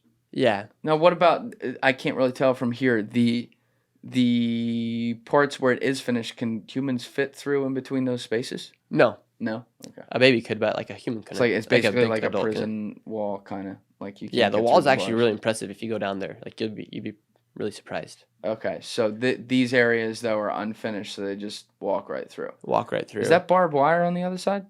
But they can just climb underneath. Yep. What's the point of the barbed wire? It's got no. Maybe for cattle. I don't Okay. know. All right, play this. These are illegal immigrants that have just been smuggled over the United States border. And then go towards Every the end of the migrant video, I processing believe. Thousands of dollars. I have spoken with hundreds of migrants, and each of them have paid me Yeah, $5,000 right to there. $10,000. Right here, it is so open. Because if you come all the way over here, then the border wall starts again, but there's just huge gaps for anyone to come in. On top of that, they have double line fencing. It's the worst but the use of double line barbed fencing just wire I've cuts ever off seen in my Right life. here. I went back to the car to grab something, and I looked back, and people are literally coming through the border wall. Crap, people are coming over right now. There's a whole troop of them right here. I hurried and ran to tell Border Patrol, but Border Patrol seemed to not. People are coming! People are crossing right now! And he doesn't even care. And with Border Patrol not stopping people from coming into the country, I had no other option. There's a coyote, there's a coyote, he has sunglasses on. But to welcome these people that way, the cartel member would not come. La policía ya se fue, están bien. Bienvenido, no hay nadie aquí, están bien. ¿Cómo están? Bien. Acaban de llegar. ¿De dónde son ustedes? De Guatemala. ¿Tienen un bebé? Sí. Sí. Ajá. Caminar. ¿De dónde son? De Guatemala. Y llegó aquí con un bebé. Ajá. Está muy bien. Sí, ¿Y cómo fue el trayecto? sí, bien. ¿Y ahora cómo se siente estar aquí en los Estados Unidos? Bien. Bien. Ajá. ¿Fue muy difícil caminar y hacer todo el trayecto Sí, con el bebé? sí, está bien. Ajá. ¿El bebé está bien? Sí. ¿Y ustedes están bien? Sí, estamos bien. Sí. Ajá. Bueno, Essentially, bienvenidos. Y- essentially, they just said they're from ¿Cómo fue? Guatemala. And, ¿Cómo se siente ahora yeah. estar aquí en los Estados Unidos? Oh, Pues that's sentimos right. bonito, People pues, es lo can't que be- queremos, pues, people vivir esta listening can't experiencia. see ¿Y ahora this. a dónde van? Yeah, so Pues, like ahorita everyone ¿qué just más? walks right Más through. adelante dice. Sí, sale. Yeah. Gracias. Chao. ¿Por qué tomaron la decisión para venir aquí a los Estados Why Unidos? did you guys come here to the U.S. to make a better life for ourselves more than anything? Is because it's in our state. There's no way to La survive. situación en México está Is the situation in Mexico? Yeah, the truth is yes. What's happening in Mexico right now with the political parties? There's a lot of conflict between political parties. For that, we are fleeing because they ¿Y threaten ahora you. dónde van? Now, where are you going? They're saying, I don't know. We're going to try and see if they give us an opportunity to be in this country. and give us a place to be able to work. I don't want to turn myself into immigration. Miss, Miss, where do you want to go if you don't go to immigration? I want to enter, but I don't want them to deport me again. Well, that's where you have to go. People were literally moved over. Me and the cartel guy waved at each other tonight. I just want to say, though, as you witness this Yeah. happening, it's completely not right what is going on. The Border Patrol is watching this. I literally yelled at the Border Patrol. I said, people are coming in, and he waved me off. They were on both sides watching this happen. But as a woman and as a mom, this really touches your heart because these people have little babies, and that lady was pregnant. They have desperation in their face. Their faces look desperate. It's so awful what is happening. So the police are more concerned about us than that 1 in 3 of those children will be unaccounted for and missing. How much money do you think they're making a day off of this illegal immigration? It's estimated they're making at least $200 million a day. I had one time where 38 children between the ages of 4 and 14 came through at 10 in the night by themselves without. These are all unaccompanied Who are minors. these All on people? the traffic line. One wall right here, and then they have a double wall. It's double layered wall. All those people are people that were in the video that are working on like the migrant crisis and like exposing things as well. Right. Okay. So what was the first guy that was saying they're making 200 million? Who was he referring to there? Every person that comes across the border has paid cartel. The cartel Ah, controls yeah. the border The in Mexico. Coyotes. The Coyotes. Yeah.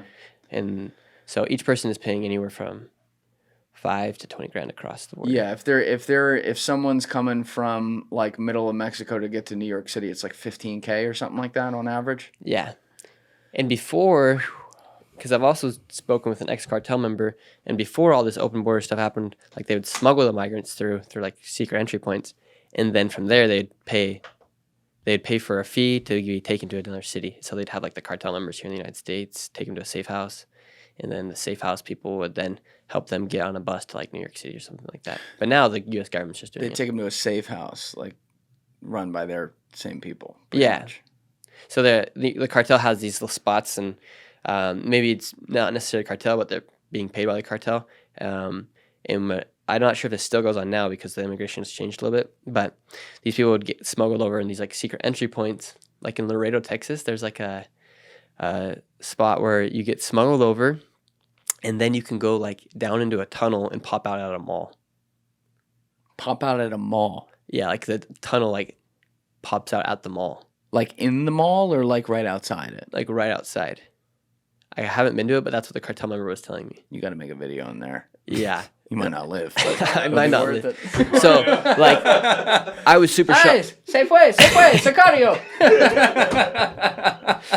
Isn't that crazy? Like, That is crazy. and so now it's like, why is it almost looks like it's by design that they're letting all these people in, and the cartels are still making loads of money. What's blowing my mind though is that part we were looking at. We don't have to pull it back up, but the part we were looking at where the fence is all finished with like the bars, and then there's like one area that's not. It's like that. I mean, I everywhere. could call up my construction guy, and that could be done in like 10 hours, Yeah. less than that, 8 hours. And all the rest of the fences in some spots it's just laying there. But Biden shut down the plan to finish the wall, and so all like I think it's like almost like $1 billion worth of equipment is just sitting at the border wall. Here's what I don't understand. This is the part that really gets me. This is where it feels like Trump derangement syndrome. Barack Obama, minus like they hadn't built a wall or something, but like he was like the deporter in chief. Yeah, he Like he was deported deporting tons of people. people. He literally was way better at Trump at it, I think, statistically. People go check that in the comments. Either way, like let's just say he was did deport as more good, people. right? Okay, so he deported more. I didn't make that up. Now you got the guy who was his vice president. The only difference is now he's coming into office, and let's be honest, he's not making any decisions. But the people around him who were usually a part of that last administration, he's coming into office now after these 4 years of Trump when he was in office, and if you count his whole campaign, 5.5 years of Trump with the rhetoric or whatever, and they go the total opposite way. That is just like, that's making a decision based on, we don't like you, so we're just going to do the opposite. Like that's the antithesis of leadership. It's like planned chaos. Yeah, but And it's just like maybe the times have changed, and maybe like they had different ideas at that time, like Obama and Biden. But now it's like you can't even like if you watch that video, it's like so obvious that stuff's happening. I'm trying to tell Border Patrol, hey, people are coming over. Border Patrol legit denies me, and Border Patrol really can't even do anything because it's their job, but they're being told from these are ICE agents. Border Patrol agents. Explain to me the difference again. I think ICE is like once they're in the United States, they take care of them. They do like all So the. they're a totally separate agency. I believe so. Like I think they still all work for the Department of Homeland Security. But Border Patrol, like their main job is like protect the border and to stop illegal smuggling and to stop like drugs coming over. Are they permitted to use deadly force if necessary? No, they legit have to walk people. Their job right now is to welcome these people in, take them to a spot, line them up in a line, count them off, take them in a bus, and then take them to the immigration center. And then from the immigration center, they take them to the streets, or they do mass street releases, or they get them on a Mass bus. street. Okay, how does that work? So in San Diego, You're educating people, so keep going. so in That's good. in San Diego, they let all the migrants come in through this place called Jucumba. That's where like the cartels are at right now, and they're letting all the people come. Like a ton of people are coming through, especially a lot of Chinese people. And then from there, they get put in a bus, and then they get taken to the immigration center. And then from the immigration center, they drop them off at a bus station in San Diego. And then from that bus station, they are given a free bus ride from an NGO. From an NGO. A non-government organization. Yeah. And then they take them to the airport. And then from the airport, these migrants decide where they want to go. On airplanes. Yeah. And so I'm surprised a lot of them at that point even have money after paying the Coyotes to do that. Well, I guess and if the it's majority of not them are just getting the- paid by like a family member's paying for that ticket that's already here in the Yeah. United States. Or if they can't pay for it, the NGO pays for it. How do they fly somewhere if they have to show their identification? It shows they're not. They don't. Fro- There's lines at some of these airports where there's legit signs that say like no ID, like no ID line. Or these. Oh, I'm uneducated on this. Yeah. You don't have to show So I'm wasting my people- time every time I show an ID at a fucking airport. I we don't have have to. We have to show it. These people are guided by an NGO or a Homeland Security person through the airport lines. And like I caught an organization in Tucson, Arizona, paying and giving out flights to the migrants. And But you said sometimes it's literally Homeland Security doing it. for children, yes. Yeah, put aside the NGO for a second. For children, so they won't do it for adults. But they'll I've fly only- the kid. They'll fly a kid alone somewhere. I've only seen the kids with Homeland Security. So they'll just send a random migrant kid on a plane to God knows where for whoever the fuck to pick him up. Yeah, like I'm sure they have like some sort of thing going on, but like it's that bad. Like you'll see like a group of like I saw like in San Antonio I saw a group of like 3 kids, and like I believe that they were all siblings, but they were being guided by somebody from Homeland Security, like Social Security, and through the airport and then onto the plane. Like Did they send them through security? yes, they were in front of me in All right, well, at security, least they did that. but like human trafficking is more real than ever right now. Yeah, this is like textbook. You're sending minors who aren't from this country, probably don't even speak English, on a plane by themselves to whatever destination those minors are going to, and you don't even know who's picking them up. And forget the NGO. The government's doing this sometimes. Yes. How long has this been happening? A couple decades? Like, am I way behind on this? It's horrifying and sad. Like these like little kids. And I have a friend that used to work here at one of the shelters in New York City that helped the migrants, and he quit because they took migrants to a spot, and then he got an email saying he gave the kids to the wrong person. Oh, that's nice. Like, That's nice. isn't that super sad? Like that's It's disgusting. That's why when I see like in that video, like I got emotional at that point because like I realized like what's gonna happen with them because I've seen it from both sides from a lot of these people. So, all right, I want to back up. This is really good. You explained this. I want to back up because you started in Jucumba. Is that what it's called? That's what we were just talking about. Yeah, where the gaps We were are at. talking, and that's by San Diego, where the border is. Mhm. And so, if I'm remembering this correctly, fill in my blanks. They come across the border where it's open. Yeah, there's little gap walls. Yep. And in the wall, or there's like little sections in the mountain as well where they'll just walk right through. Okay, so they walk through usually with a coyote. Coyote takes them to some sort of safe house. No.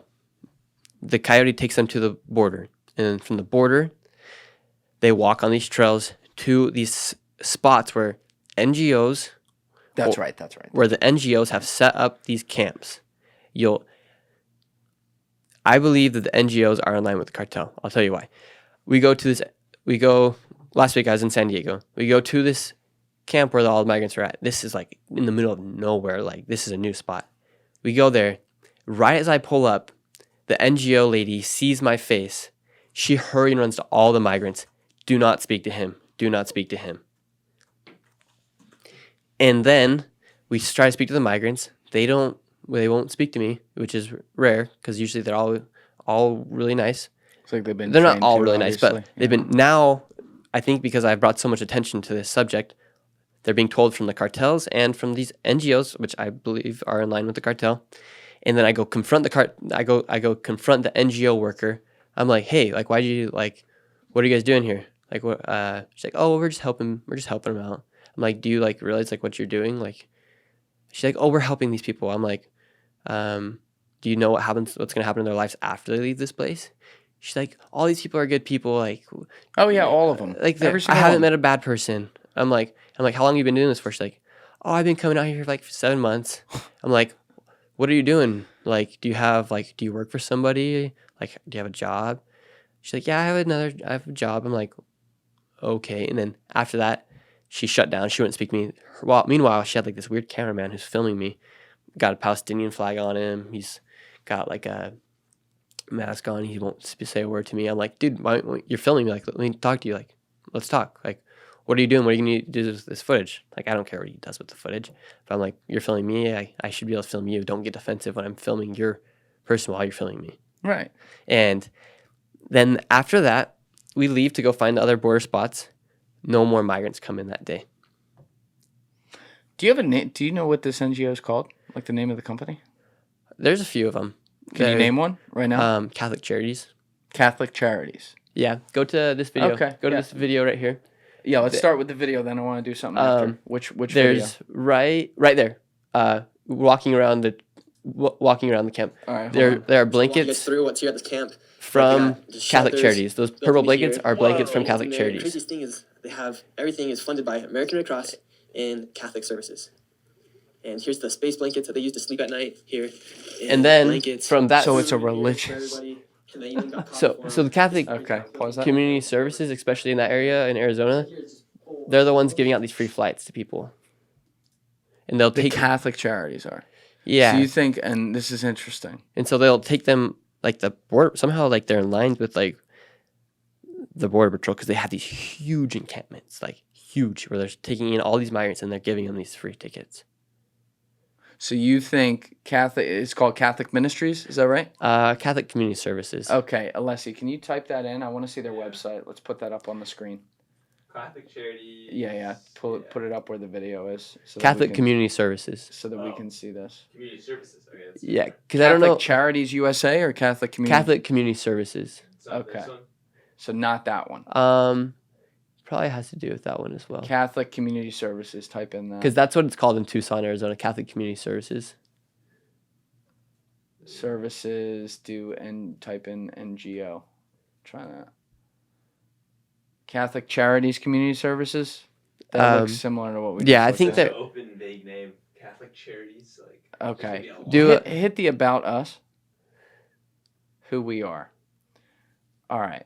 Monsignor Kevin Sullivan. He's a priest, chair of the board. Monsignor Kevin Sullivan is the executive director of Catholic Charities of the Archdiocese of New York. Oh, this might not be it. Yeah. Does that look right? Or No, look up Catholic Community Services, Tucson, Arizona. there was a logo. I remember. It was. Look up Alright. Tucson, Arizona right here. Yeah, dude, Tucson, Arizona. Yeah, that one right there. So That one? Yeah, that's the building in. Okay. Yep, that now one. let's go to about up there, up top. Yep. Perfect. So this organization, they have like a place called like it's called like Casas Alitas, Okay. and there once you get into Arizona in that section of the border, they will then take you to there or to another building, and then from there they'll give them like free rent and like stay for like a week while they like figure out where they're gonna go, the migrants, and they'll give them the free plane tickets, and they'll give them like all the paperwork. All right, go to the initial about, Alessi, and then I'm going to have you come back to this, where you are right now. Okay, so it says, about Catholic Community Services of Southern Arizona. Clients, staff, volunteers, donors. We're from many backgrounds and many walks of life, but we are all a part of the Catholic Community Services of Southern Arizona family. Together, our work touches lives every day in great and small ways. While our services are many, one thread binds our work together. We help children, families, and individuals live with independence and dignity. Now go back to where it says history of CCS. Okay, good. This year was 1930. The year was 1933. The Great Depression was at its height. The Dust Bowl ravaged the nation's midsection. Banks tottered on the verge of collapse. Tens of thousands of Americans left their homes in search of work. Amid this troubled backdrop, the National Conference of Catholic Bishops spoke out. They issued a compelling mandate to serve the needs of those who suffered. From this call to action, Catholic Social Services of Arizona was born. Okay, so it was born with the Great Depression here, but I'm trying to put this together because they were like shutting you down, telling you you couldn't even film and whatever, and then stop the migrants from coming across later that day. And we're treating you like shit. And you were just asking them, like, do you know what's going to happen to these people? To play devil's advocate for a second, and I'm on your side on this one, but let me play devil's advocate to see. Are these people just like really stupid people who are letting, the parts of their religion that, says help feed the poor and stuff like that, which is great, letting that guide their actions and thinking they're doing good by assuming that what happens after they send these people away will work itself out? Some of these people, I believe, they think they're doing good, because they might see just from that first part where they come across the border and they help the people. But I believe that people higher up are working with the cartel. Literally, and that's what I was just going to ask. So you think they're literally working with the cartels? Yes, because I was there. She saw me. I go look for more places. No more migrants come over that day. No more. And then, like, when news stations go out there, a lot of times, a lady that lives on the border told me that. She's like, no migrants came over for 2 days when the CNN was here. Oh, that's so sketchy. She said, well, do you think CNN was camped out in front of my house for 2 days and no one came over. All right, another devil's advocate. Do you think that could also be the Coyotes because they're good at their job? They don't care. Like, they're going to make money either way. Yeah, but if they have CNN cameras all over them while they're doing this, their business could run into some problems, no? If they have you filming it, their business could run into some problems. No, because the United States isn't doing anything to stop them. So, like, they have no incentive. They have, right, but hold on. Let's assume for a minute that they're thinking to themselves that can change, because we are talking at a time right now where it's gotten so bad that Biden did actually just what the fuck did he do again, Alessi? He called like an executive order, but it's really not going to do much because it only stops migrants from coming in once they hit 2,500 migrants per day. But he's still flying in. Right. So it's still not much, but it's like something. Like, he's literally. So what I'm saying is, these guys have this crazy millions of dollars a year business where they get all these people to come across. If they know, like, if I'm a guy running this business and I know there's people with serious attention with cameras right there across the border, and I got my eyes on that and I got a scope, I don't want them seeing this, because I don't want it to add up to where, I'm just bringing them across all the time, and suddenly it starts to get out into the public and legislation happens. That's why they were so mad when I got there. Right. But I'm saying, like, it could be coming from that side as opposed to these idiots at that Catholic charity. I don't think so. I think because if they're on the side of Mexico, like, nothing's going to happen to them. If who's on the side? Like the cartel members, if they're bringing the people over, like the Coyotes, like, why would they stop? I think it's just because the NGOs don't want the light to get on them when they see all these migrants coming over. Yeah, it could be. You might be right. I'm just playing devil's advocate because, like, I'm saying if I were, and I'm not, but if I don't know how these guys think, but if I were a Coyote and I had a business that I worked, 4 days a week, and every pop I did it, after I cut up to the guys above me, I'm making $20,000 a pop, bringing these people across the border. If I saw that, I go over there 3 straight days, there's no cameras. Then the 4th day, there's a camera. I'll say I'll just wait for the 5th day or 6th day when these guys are gone, so I don't draw attention. Or they'll just go to a different spot. So maybe they did that day. Yeah, and I'm sure they did because either way they're going to get their money. Like, they're not going to stop a company from making $200,000 in a day. Right. And so, like, either way they're going to make their money. And complete chaos. Like, it makes you mad. Like, and then something even crazier. So some of the migrants were over there, and they got like kind of stranded at the encampment that day when I was in San Diego. They give me their piece of paper. These Chinese guys do, because they're like freaking out. They're like, "What's going on? Like, what are we doing? Like, what? Like, how much time are we gonna wait?" I take a photo of that piece of paper, step by step by step, on what happens and where are they going right as they come across In the border. English. No, in Chinese. In China, what? Okay, so you had someone translate it. Yeah, I just used my phone. I took a photo of it and the whole paper translated. They're like, "Go to this bus stop. They will be waiting for you here." And then from here, they'll take you to the train, and then from there, you'll be able to go to the bus stop, and then from there, then this NGO will be waiting for you at the bus stop, and they'll take you to the airport. All right. I've been waiting to come back to this, and now you just brought it up. So let's do it real quick. I have to go to the bathroom. When we get back, we're going to talk about the Chinese coming across the border. Yeah. All right, we're back. So I had heard a podcast maybe 5-6 years ago that Joe Rogan did with the guy who wrote the book Fentanyl Inc. Mm-hmm. You ever hear of that?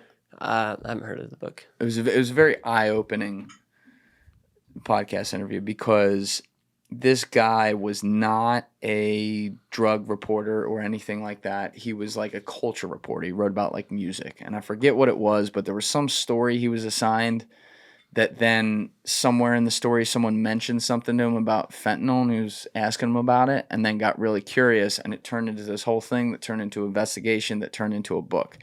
And one of the things he did, which was savage, was he essentially just went alone himself undercover to China, to the labs where they're making this stuff, to see how easy it would be for him to procure it. And it was extremely easy, no strings attached or whatever.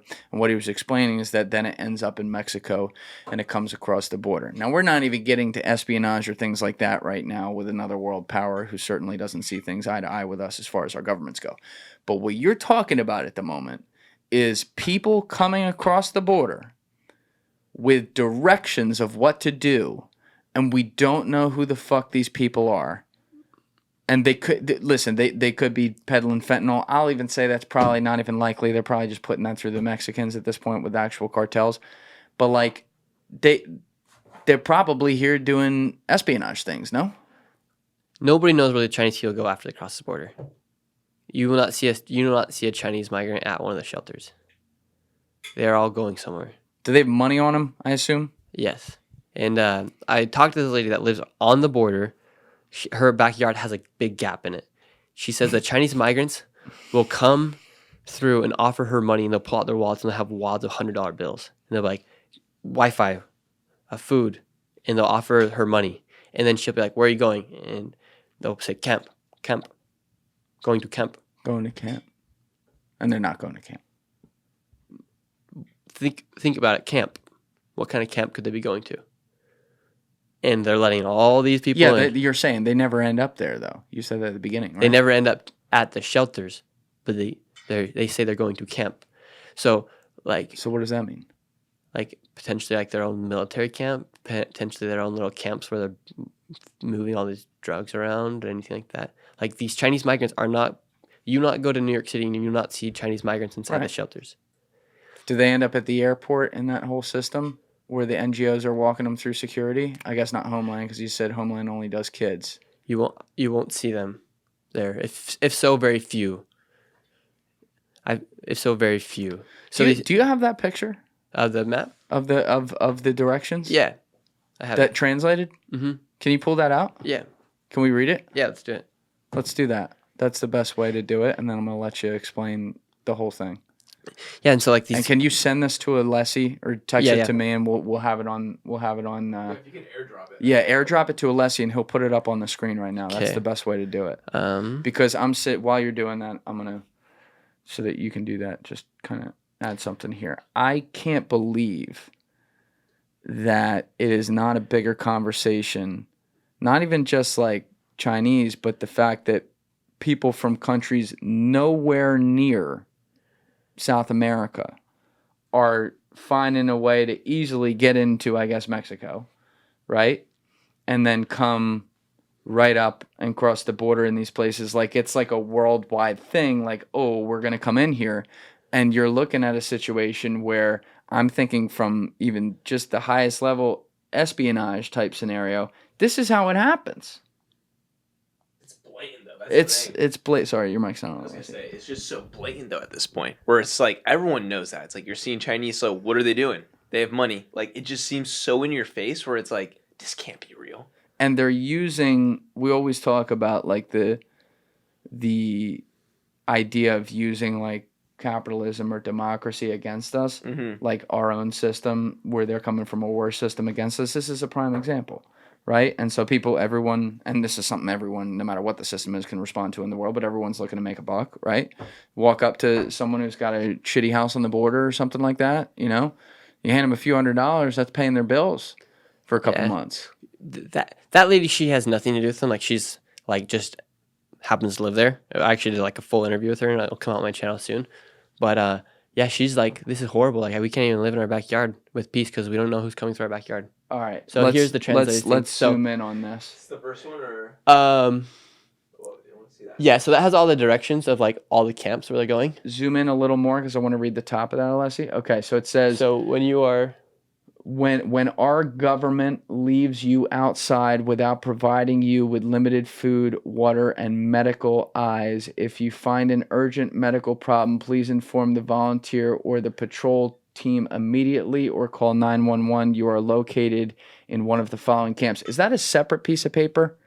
So that was given to them by someone at an NGO, it looks like? yeah, that's given them on the Mexican side. Who gave that to them? The top one. The top little piece right there. No, so that's all just like how it translated out, so you can read it. Okay. This So is behind all it the is same paper? Yeah, it's all the same paper. Okay, I was a little confused because it looks a little different. Okay. So this is given to them by someone in the Chinese camp, I guess, on the Mexican side of the border, and they cross the border with this. Yeah. All right, so it says Moon Valley, O'Neill Camp, Inco Pa, Exit 77, Jacumba, So California. those are the places they come to once they cross the border. Like Okay. those 4 camps that you're. All right, I'm not going to read the other addresses, but it's the same thing. But the fourth one says Sliders, GPS coordinates 32.58723 to 116.53124. Even precise with that. Okay. Please respect the land. Please pick up the garbage and don't burn the vegetation. We don't know how long you will stay here. It may be a few hours or a few days. Food, water, and basic medical services will be provided once or twice a day. When you leave here, you may be taken to the local processing facility. Okay, so they may go to a facility. You were saying at some point we don't know where they are. So the first place they may go, we may know where they are. We don't know how long you need to deal with it from the facility. Be sure to wear warm clothes during detention. Be sure to turn off your mobile phone before leaving the camp. So that's where the word camp comes from. They're calling those facilities camps. Right, so they keep saying camp because obviously their people are calling these facilities, these migrant centers, camps. If you travel with your family, you need to tell border patrols who you are traveling with to reduce your chances of getting separated. You should not be separated from your spouse or children. Try to be, so sometimes it is like families too, Chinese families. Okay, try to be together until you are released. For more information on providing assistance to separated family members, please see below. From the local processing facility, you will be released or sent to an immigration detention center or fly to Texas, so some of them are flying, for processing. Most people will be released to locations in San Diego or Riverside County. So real quick, before we go on, explain to me what it means when they say most people will be released to locations in San Diego or Riverside County. Does that mean that the centers will be like, okay, we're overrun, so you're going to go stay at this hotel? That means they'll be street released onto the streets in San Diego, and then from there they need to get it. They can do whatever they want. Yeah, then they're free in America. Pretty Is that what percentage of people, ballpark, if you had to estimate, end up being street released after they cross the border and go through this chain? all the people that come over single, I believe, unless they get deported. Families, though, don't always get street released. No. I mean, if you're going to choose between the two, you'd want to put the families there because at least you have a family rather than, maybe a solo coyote or something. Yeah, you don't see families at those places. Okay. And then it's crazy. Go switch to the next page I sent you. Yeah. That has some really detailed information about. All right, zoom in on this. Okay. If you are sent to an immigration detention center, If you have an immigration history or criminal record, you are more likely to be sent to an immigration detention center. How do they even know if you have a criminal record? Who even are you? You may be sent to an institution in California or other states. If you have contacts in the United States, they should use the immigration law directory linked below to find someone close to you. Lawyers in the place of detention. You must pass the, quote, credible fear, unquote, interview to be released. In this interview, you will explain why you are afraid to return to your own country. If you don't pass this interview, you may be deported. If you pass the trusted fear interview, you will need to write a letter to a guarantor with legal status in the United States. You can live with them during your asylum application. Then your expulsion officer will decide whether you can be released. If you are released, you will receive a court date near your guarantor's residence, which will probably be fucking 5 years later because they're so backed up. If you are not released, you will have to seek asylum in the detention center. Because a large number of immigrants cross the California border, the Border Patrol may take you to Texas or Arizona by plane/bus for processing. From there, you may be released to the community or sent to the ICE detention center. If you are separated from your family during the process, so if you are released to the Holy Land. If you are released to the Holy Land, please look for the group where Al Ultra Lotto can immigrant defenders so there's a little bit of a translation issue. Can immigrant defenders to help you reunite with your family. If you are released to a shelter in San Diego or Riverside, the shelter staff can coordinate with a legitimate nonprofit organization to help you reunite. If you go to another location by plane/bus or there is no nonprofit organization staff at the San Diego publishing site, you can call or send a WhatsApp message to 323-542-4582 for help. If you are taken to the hospital before receiving treatment, if you have been discharged, you can call 619-800-2083, not applicable to WhatsApp. This is a hotline run by volunteers, and you can find resources according to your needs every time. If you have a passport, they're bringing passports. You're free to go to your final destination. Free Wi-Fi is available at the airport. If you can't afford a hotel room while waiting for the flight, it's safe to spend the night at the airport. Once you arrive at your destination, you must find a lawyer and submit an asylum application as soon as possible, but no later than from the date you entered the United States. Or they could just disappear if they've been let through the system and never be seen again. Exactly. Now, one thing I'll say, like a lot of this seems to translate well. You said you translated this with an app? Yeah, right? You just take a photo of it and it translates. All right, just for like looking out for you, journalistic integrity, because there were some things, just the wording, it obviously is a little off. Have a Chinese person translate this word for word so that it can be translated perfectly. Mm-hmm. Just do that for your own good. But obviously most of this is being translated correctly. That's wild. And while I'm reading it, legit step-by-step instructions on what to do. But I'm getting dizzy reading it. There's so many different, many. They cover everything. They cover up to the Wi-Fi, the free Wi-Fi at the airport. This is a horrible example to use, but I'm going to use it. You know how when you catch a fish, it's slippery? Yeah. Right? And you already have to hold on to it. This system is like having a hand standing on the edge of the ocean, like on the edge of the boat, and having to hand that flopping fish to 15 different people down the line and hope someone didn't drop it. That's what this is like. Yeah, and then a lot of these people, they say if you have passport, the majority of them rip up their passport at the border. They rip it up. Yeah, because then once they get through these immigration centers, they can change their names. They can change their date of birth. Why even bring it in the first place? Oh, because they had to get into Mexico. They have to fly into Mexico. Yeah. It's not looking too bright. And then if they do get deported, they just come right across and use a different name. And they literally have them tell them what to do in their interview. Can't we use like these facial recognition things now though to put them in a system? I mean, Christ, they're using it on Twitter. They can't use it at the fucking. Hopefully, I'm just being naive, but that's what I hear happens. Where they're not doing that, right? So you were saying though that because this does say some of the people do go to the airports, which makes sense, especially if they still keep their passport or something like that. It'd be easy for them to get across, but the directions are telling them to do it mostly by the book legally. But effectively, a lot of these people we suspect are not doing that. They're not getting to a place and contacting a lawyer and seeking asylum. Once they get somewhere, they're just disappearing. I believe so. And why would they? If they already know they can be there without, because what happens is they get these court dates and they're like a year, anywhere from like a year to 5 years out. So they have like at least that time to be here. But if you just don't show up to that court date, You're gone. yeah, you're just got away. Like, how can they find you? And then if you never use actually your real name, how are they ever going to find you? Do we have an estimate of how many people are coming across the border every day right now? So Illegally or illegally? Yeah, so the United States caps it out. As of like 2 days ago, they capped it at 5,000. But What now, do you mean they capped it out? like after 5,000, they shut down the border. Oh, that's But nice. so Joe Biden just came out that executive order, but now 2,500, and then they cap it. So when you pass that border patrol agent on the motorcycle, this is before he put in that legislation. Maybe it was 5,000 before that. Basically, he's going past you because he knows, well, we're only at 3,123 today. Pretty much. And so, like, they cap it out, but like, so now instead of like with this new executive order, they're still letting in 2,500 people a day, which is a lot of people. But you think the people are really just gonna wait in Mexico? Like, they're eventually gonna figure out how to come through. And so, what it's actually gonna happen? Wait, what do you mean? So, like, say they can't come in that day.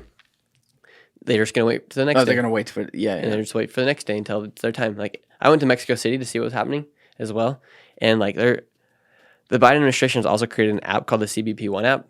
And what? The Biden administration has like re-implemented this app called the CBP One app, and so once a migrant gets to any migrant from Venezuela, Nicaragua, Cuba, or Haiti, they can use this app called the CBP One app.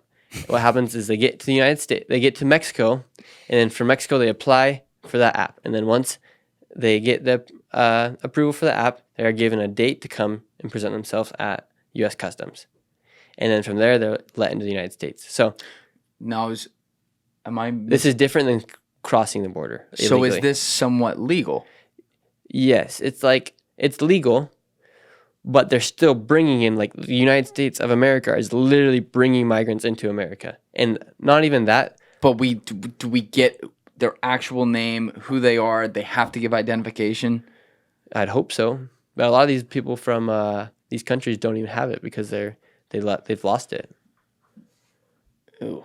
See, that doesn't solve the problem. No, and what makes it worse is Biden also, they're flying in 30,000 migrants a month into America, like flying them in from Mexico.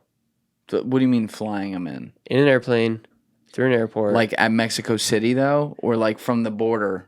From Mexico City, I believe. I'd imagine. Can we look this up? But then they don't. Yeah, look at the Biden administration flying in migrants from Mexico. Let's see if we can come up with something on that. See if there's like an article. Yeah, Daily Mail came out with one. You see something? All right. Now it's just giving us all the latest news on what Go we to did. images. Oh, images? Yeah, there should be one by the Daily Mail. Or if you want to search up Biden flying migrants from Mexico, the Daily Mail. Yeah, type in at the end of Mexico, type in Daily Mail. Like, I wanted to give Biden like the benefit of doubt, like, oh, maybe it's actually not that bad. What's going on? All right, here we go. Biden administration admits flying 320,000 migrants secretly into the U.S. to reduce the number of crossings at the border.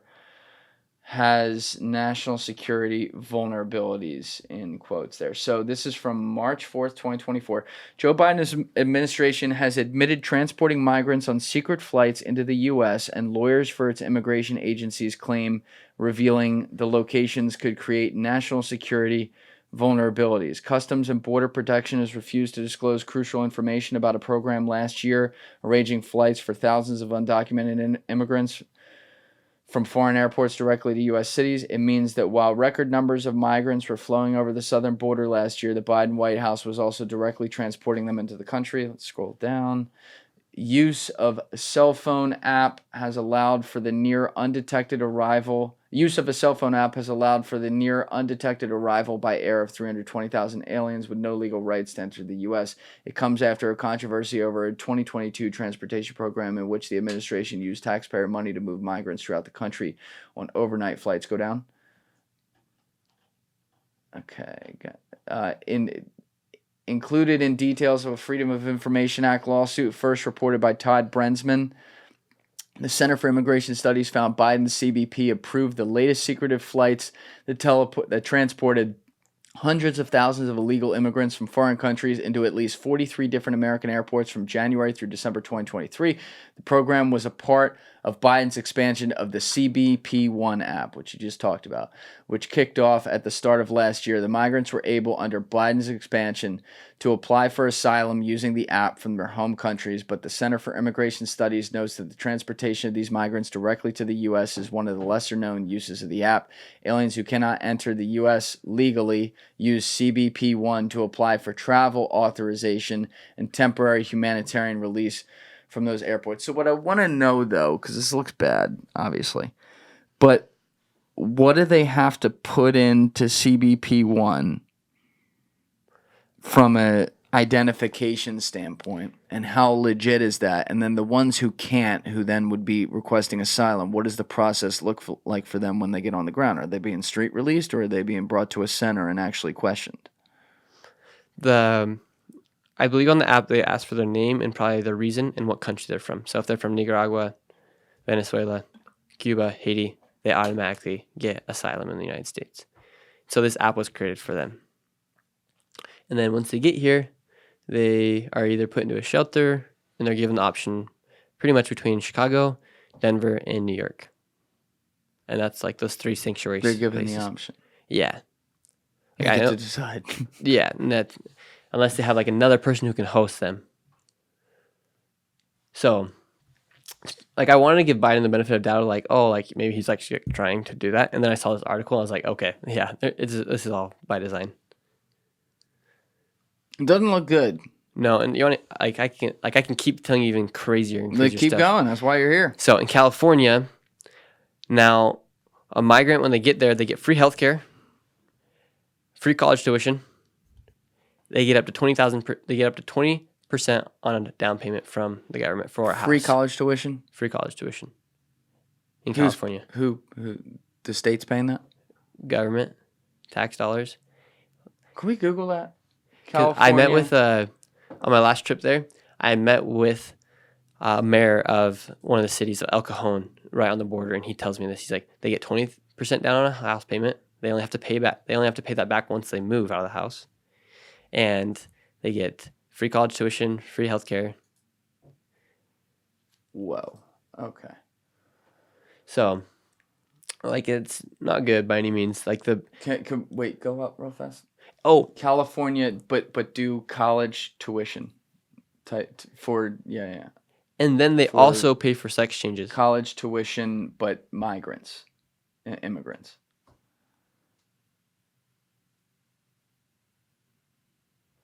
No, for immigrants, because it just says California taxpayer dollars for college tuition. I need for immigrants. Okay. New law could get more. Okay, hit that one. New law, go up. Many California undocumented students are missing out on financial aid. An easier new application could get them more money. Go down. So they're undocumented, so they're not citizens. Each year, more than 35,000 undocumented students with dreams of earning a college degree in California apply for the state's marquee financial aid program, the Cal Grant, but only about a third receive it. With no access to federal financial and few work opportunities, losing out on state dollars further undermines the ability of undocumented students to pay for school. The Cal Grant, for example, waives tuition at California's public universities and provides cash awards of about $1,650 to community college students. Well, that's not full tuition, but that's something. Now, after several years of advocacy and state law passed this year, California financial aid administrators are about to debut a revised application meant to get more college grants for undocumented students. So they are paying something where they can apply to it. So essentially, people who then are admitting that they're undocumented, admitting that they weren't born here, they came here illegally, which I do think is it's tough when you were brought here not under your own recognizance when you were 2 or 3 years old, and this is the only country you know. But they're admitting that they weren't born here, and then saying, give me money. And then the taxpayer is giving them money to go to college.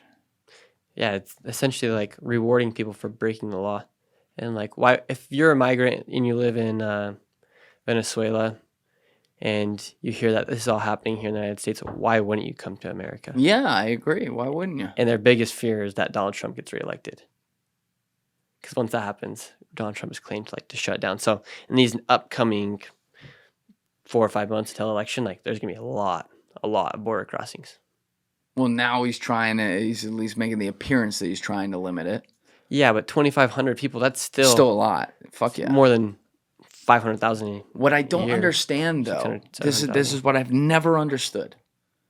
Border Patrol agent, ICE agent, whatever. The people who are on there looking at it every day.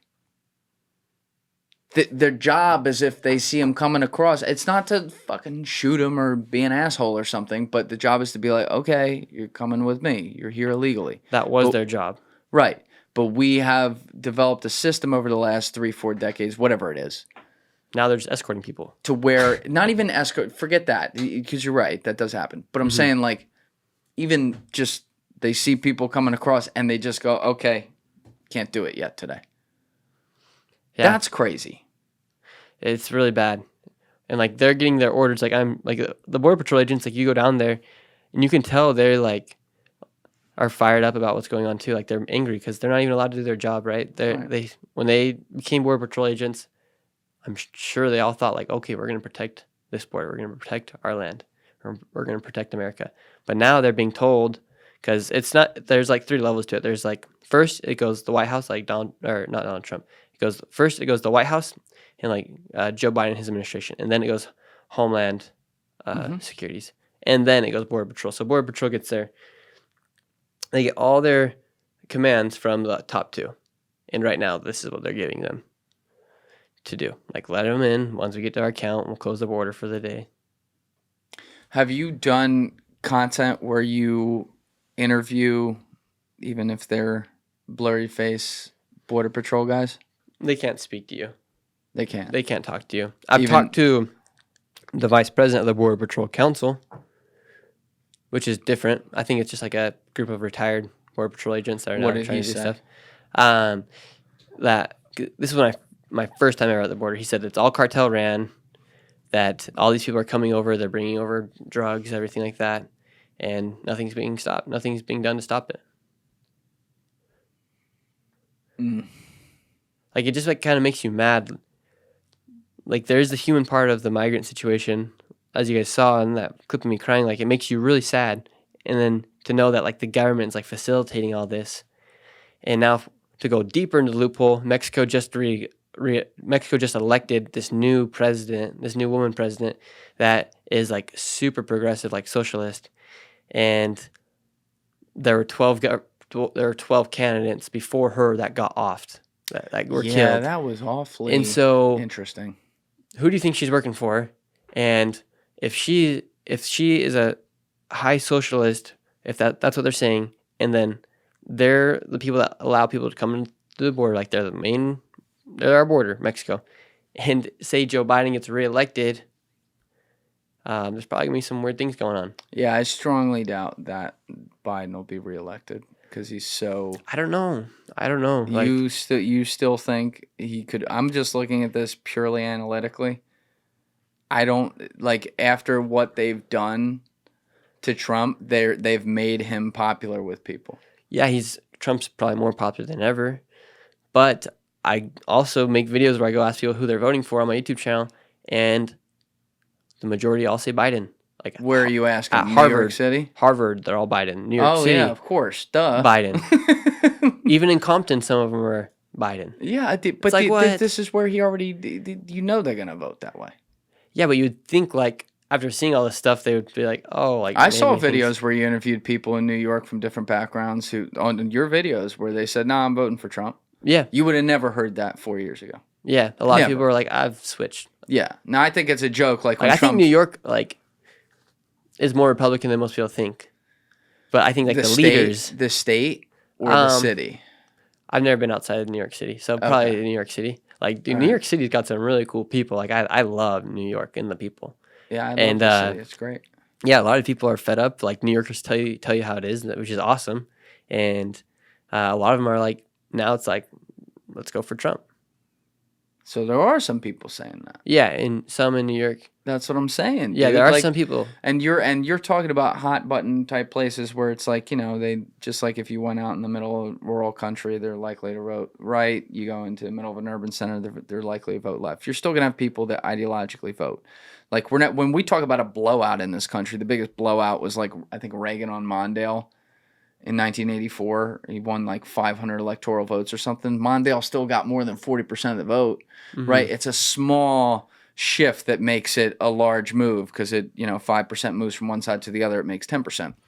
But you look at it right now, I don't know, like Trump is such a flawed candidate. It would have been so easy to not have him threaten to get in there again if the Democrats, A, just let him be and let him talk, because that's what he does.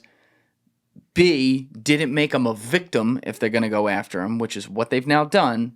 And C, had any level of competence running for that office, which they don't have. They have a dead guy as president. I mean, he can't talk. Let's just call this what it is, right? And his vice president, not exactly very talented. Right? So they are running these horrible people. So when you say, like, I'm looking at it analytically, I don't see the only thing that could prevent Trump from winning is if Robert F. Kennedy stole a fuck ton of votes from him. And after they just gift wrap Trump a 34-piece present, which is effectively what they did with that joke of a conviction, I think his popularity's high. Now, a lot can change in the next 5 months, but like his popularity's high enough, like he's going to get most of those votes. Not Robert F. Kennedy's now like an afterthought. Yeah, and if anything, Robert F. Kennedy's helping Donald Trump because he's taking more people from Biden. I disagree with that completely. Really? Yeah. No, but Robert F. Kennedy is now, he was kicked out of the Democratic Party effectively. He's running as an independent. He is a traditional liberal. There's a lot of things he says that I agree with. But he is a guy who he attracted a lot of people who maybe can't stand the Democratic Party but don't like Trump. That's number one. And number two, he also hit on the anti-vax crowd, which is much more largely on the right side, people who think of that. So I disagree that he'd be stealing from Biden more. I used to be more open on that, but I think it would be more from Trump. That said, Trump is now, they have made him popular in light of making him a victim, and that has changed the game. And I think I've seen it it's only been, whatever, few weeks since his conviction or whatever, but I've seen the change in vibe instantaneously from people caring about Kennedy. Like, it's been instantaneous online. Really? Yeah. I see it online, but when I talk to people, no one mentions Kennedy. But don't you think with the last name Kennedy, because the Kennedys are Democrats, don't you think that people will just like, oh, maybe Biden's not the best option? This Kennedy his whole guy. family's come out and made videos against them. Mm-hmm. But like literally, his whole family's come out and said, "Don't ever vote for him," and they're all people supporting. Don't vote for Bobby Kennedy. Really? Oh yeah, you haven't seen this? Can we pull up a video of Bobby Kennedy's family? Kennedy family speaks out against Bobby in support of Biden. I want you to see this. I wonder his whole family is like, he's an idiot. Like, and I don't agree with what they're doing to him. I think that's totally wrong, and I don't think the guy's an idiot. I'm just saying, like, that's what they're doing. There's this video. I think is. Do you old think now. why do you think he's like? Why do you think Bobby's even like running? Like, he knows he's not gonna win. Well, I think he actually got to a point. You got to remember when he decided to run, he had gotten to a point where the main thing people were freshly angry about was COVID and the vaccine. And he was the OG, vaccine guy. And so I think he felt like, because it was the top button issue at the time, not to say it's not something people still don't talk about and have an issue with, it absolutely is, but because it was the top button issue at the time, he could kind of hit on that. And I'll say, like, he got to a point where he was polling at I think it was 22% in a Quinnipiac poll in October 2023, and when I saw in a 3-way race, and when I saw that, I said, whoa. But it's like he shot his load too early. Like he hit Joe Rogan last summer in 2023, hit the podcast circuit then, and then was doing so many podcasts that like now when he's on one, it's not like a big deal to people, and he just went too early with it. I feel like if he can't get on the debate stage, it's gonna make it really hard. Yeah. And so I don't know if he'll be able to get that opportunity to debate either, because it's gonna be Biden and Trump. Video here of his grandson speaking out, and then there's just articles of just them tweeting and stuff. There's a video. It's a commercial. There's Carrie Kennedy who says she's going to endorse Biden. Yeah, there's a commercial of all of them going one by one, like introducing themselves. Really? Yeah, hold on. We're going to take a pause for 1 second. I want to find this video. We'll be right back. All right, we're back. I got the video now. I just texted it to Alessi, so he's going to stick it up on the screen over here. This was what I was talking about. It's effectively like an ad. We got the volume on. Right over there. All right, go. You got to turn the volume on Twitter. It's not on. Go back to the beginning and turn the volume on. Go back to the beginning. Here we go. My name is Joe Kennedy. I'm Carrie Kennedy. Rory Kennedy. Kathleen Kennedy Townsend. Chris Kennedy. And I'm here to proudly endorse Joe Biden. Joe Biden. Joe Biden. Our future is on the ballot in a way in which we haven't seen in generations. The only way to win this election is for everybody to go out and vote for Joe Biden and Kamala Harris. When I think of modern politicians in our country in this century, I think Joe Biden is the RFK of his generation. Believes in democracy, believes in human rights, believes in the freedoms. This is a president who embodies the Kennedy legacy. My name is Joe Kennedy. All right, that's it. That is crazy. So you see it. Yeah, I'm surprised you haven't seen that. How much do you think they got paid for that? It's a good question, but I'll bet nothing. Because look, it's from Joe Biden. Yeah, I'll bet they got tapped on the shoulder and said, "Listen, you're going to go in here and say this." No way. That is crazy. Yeah, I've never seen that video before. Yeah, he's not the Kennedy doesn't really pop up in my feed that much. The people who I'll tell you the exact profile of the people who come and bring up RFK to my face without me asking about it. They're males between the ages of like 21 and 26, and they're usually like middle class Caucasian males who, at this point, I'd say like lean right. And those are the people who want to vote for him. But I think a lot of them aren't going to vote for him. I think, again, a lot can change in the next 5 months, 4 months, whatever it is. But you're talking about, the government really going after Trump, which is making him that's what it does. It pushes him right into people's arms. I've been saying this forever. I said it with Jim DiOrio back on episode 113 after that raid. Like, it literally, it's like they want him in office. That's how it feels. Yeah, it's going to be weird. Yeah, so, but you brought this up talking about the new president of Mexico and her being really lax on this stuff or whatever. Yeah, I don't know too much about her. I've just seen like some of the stuff, but I do find it really interesting when I saw like the fact that 12 other presidential candidates were killed off before her. Yeah, there were other numbers too. Like there were a record number of murders in general or something that occurred. Like, today, one of the mayors of one of the popular cities there also died. Yeah. So that's not good. Like, I don't know why any government ever tries to do socialism because it never works. If you look at any country that's ever done it, it doesn't. It doesn't. Never works. I mean, look at Venezuela. Yeah, no, they have nothing. There's no example of it working. It's like, why do they think they're going to be able to fix it? Why do they think they're going to make it work? People try to point to very small countries in Europe that they're not fully socialist, but like lean socialists. They'll talk about like Sweden and Norway and stuff. And it's like, I don't remember the populations offhand, but you're talking very small populations, small GDPs of, one type of ethnicity that lives there as well. It's not relatable. Now, are there can places, forgetting socialism for a second, can places have better systems of criminal correction and stuff like that? Sure. But when you're talking about, when you then try to say, oh, look, they have free healthcare. Well, how good are their doctors? Does anyone go to Norway for fucking treatment for cancer? No. Right? So it doesn't it doesn't work. It's just fascinating to me that throughout human history we try these things over and over again, you know, and I always say, like, fascism and socialism, or fascism and communism, are the same thing. They're just they're right next to each other on the political circle, and they think they're the opposite. Like, why people can't see that, I don't know.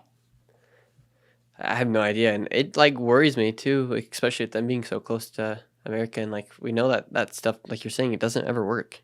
Yeah. And it's just gonna bring more people into America. And then if you think about like the ties, like they're next to California. Who's the governor of California? What does he believe in? Probably very similar to what she believes in. Yeah, he don't believe in shit. He's told what to do. Yeah. that guy doesn't stand for anything. And then going to like the election stuff, like he most likely will be the next option after Biden. You think? Yeah, like they've already talked about it. Like unless Michelle Obama pops back up somehow. That would be crazy. It's like gonna be so. I'm like pretty excited to see what happens in these next few months. Excited? Like it's gonna be some crazy stuff. I don't know if excited is the word, but it's I very interested. I hope that's fair. I hope there's not. I hope there isn't crazy stuff, but unfortunately, I agree with you. I think there's probably going to be some crazy shit going on. Yeah, I wouldn't be surprised if like we start seeing a bunch of riots and like think about what's going to happen here in New York City when say Donald Trump does win, and the migrants are going to go crazy because he's going to try to deport all of them. Like there's going to be like. I believe there'll probably be like BML riots, but are they still around? Who? BLM? They still kicking? They're at the Palestine protest. They are, but are they like the same people that BLM? were they have the flag sometimes out there. Okay. But it's like the same people that were doing those protests are now doing the Palestine protests. They're just hopping from protest to protest. Yeah, absolutely. Have you looked into those at all? Yes, and you actually just did some content at some of the New York City Israel-Palestine college campus protests, right? Yeah. Okay. You want to pull that up, Aless? There's two of them. There's one that went super viral on YouTube. There's this one. There's that one, and I did one on my second channel that got a lot of views as well. Oh, you did one. I didn't see one on your second channel. And it got like 1 million views. Okay, what was different about them? That one's like a way more upbeat and quick, just like asking college students why they're protesting. Oh yeah, let's go to that. So Nick Shirley, what's your second channel called? Nick Shirley Interviews. Nick Shirley. If you just scroll all the way down on this channel, it's right there. All right, grab that. Go. Why are we here? The second one? Yeah, 1.2. All right, let's see this bad boy. After Tony Robbins finishes his ad and we turn on the volume. Outside of a Palestine protest, and today we're going to be asking these students why they are protesting. Because I've seen videos and I don't know if all these students understand exactly why they're here or if they're just joining the crowd. I want to know if they actually understand why they are protesting and see if they can give me any good answers. What are you guys out here protesting for? No comment. Why are you guys out here today? Speak to the organizers. Why can't I wanted to ask you. Official statements from the organizers only. In the simplest terms, why are you guys protesting? Why are you guys protesting today? I don't think it would be a good idea if we... Why are you guys protesting? Just to be a part of the cause. And what's the cause? I'm not the right person to talk to either. We're not the spokespeople on this end. This is the wrong people to talk to. I'm not asking for the spokesperson. I'm just asking why you guys are protesting. This is... Even though we would call the police if we're in trouble, the police are a repressive system. They do not do any good for any community. They are not stopping crime. Police arrive after crime has been committed. We fund the police as if they solve all the community's problems. We should defund the police and put that money towards community resources like mental health, drug addiction rehabilitation, schools, community programs, and it would keep people out of committing crimes. The cops, all they do is try to get as many brown and black people into the prison system because mass incarceration these days is really just modern day slavery. So even if I might call the cops if I need help, the cops, the police, the way that system runs. The police do more bad than they do good.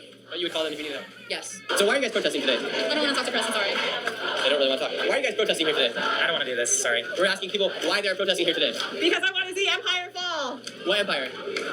From the U.S. to Israel, the empire that's propped up by capitalism. And free Palestine, free Congo, free Sudan, free Haiti, free Hawaii, free Puerto Rico, liberation for all. why are they giving out masks right now? Are they trying to cover everyone's faces? And why do you have the mask on right now? Because, well, there's a police state, basically, in New York. There are CCTV cameras littered all throughout, and if Fordham admin see me at this protest with my face or my tattoos, which I've been trying to hide, I have very visible tattoos, they have the ability to recognize me and suspend me from the university for speaking out against the apartheid state of Israel. Okay. And if they do not divest, will you guys be willing to drop out of this university? Well, that's the issue, is that I am here for a better education, and if I don't receive this education, in some ways I feel like I'm not doing my duty to the world by bettering myself and bettering the world through my knowledge about these injustices throughout the world. And what percentage of these students do you believe actually know why they're protesting? 100%. Maybe 90 at the lowest. Do you know why you are protesting here today? Yes. And what is that reason? No comment. Why can only the organizers speak about what's going on here? No comment. Why not? No comment. We will not stop, we will not rest this long! Divest! We will not stop, we will not rest this long! Divest! What would you like them to divest from? What would you like them to divest from? Fordham they don't release where they're putting any of their money. It's very secretive, and so we want them not only to divest, but more importantly, disclose. Is that the main reason why you guys are here? Because you want the school to divest from Do you have a organizations? press I'm just an independent person here. I'm sorry, I don't think I'm supposed to talk to you. And who tells you guys you can't speak to other people?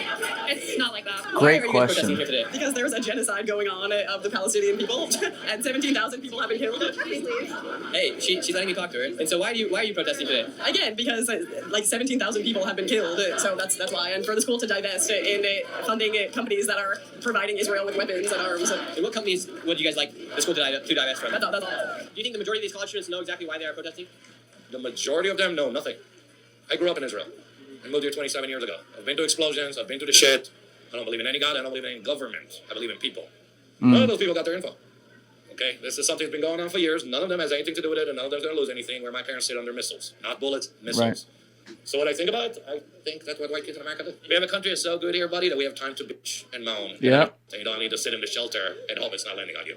That's the reality of it. And do you think any of these students would be willing to go to where the problem is actually happening there? No, in 100% no. Basically taking over the school, that's like me taking over an apartment. This is a little more same thing we had the riots here, and they start breaking into stores. It's not a protest anymore. Demonstrating for days, nobody listening. I haven't seen anything done on any level. Not even our government, so. Do you think there will be any results to these protests? Absolutely not. No one in Israel sees this. They see this 2 minutes a day. No one got even electricity to see this.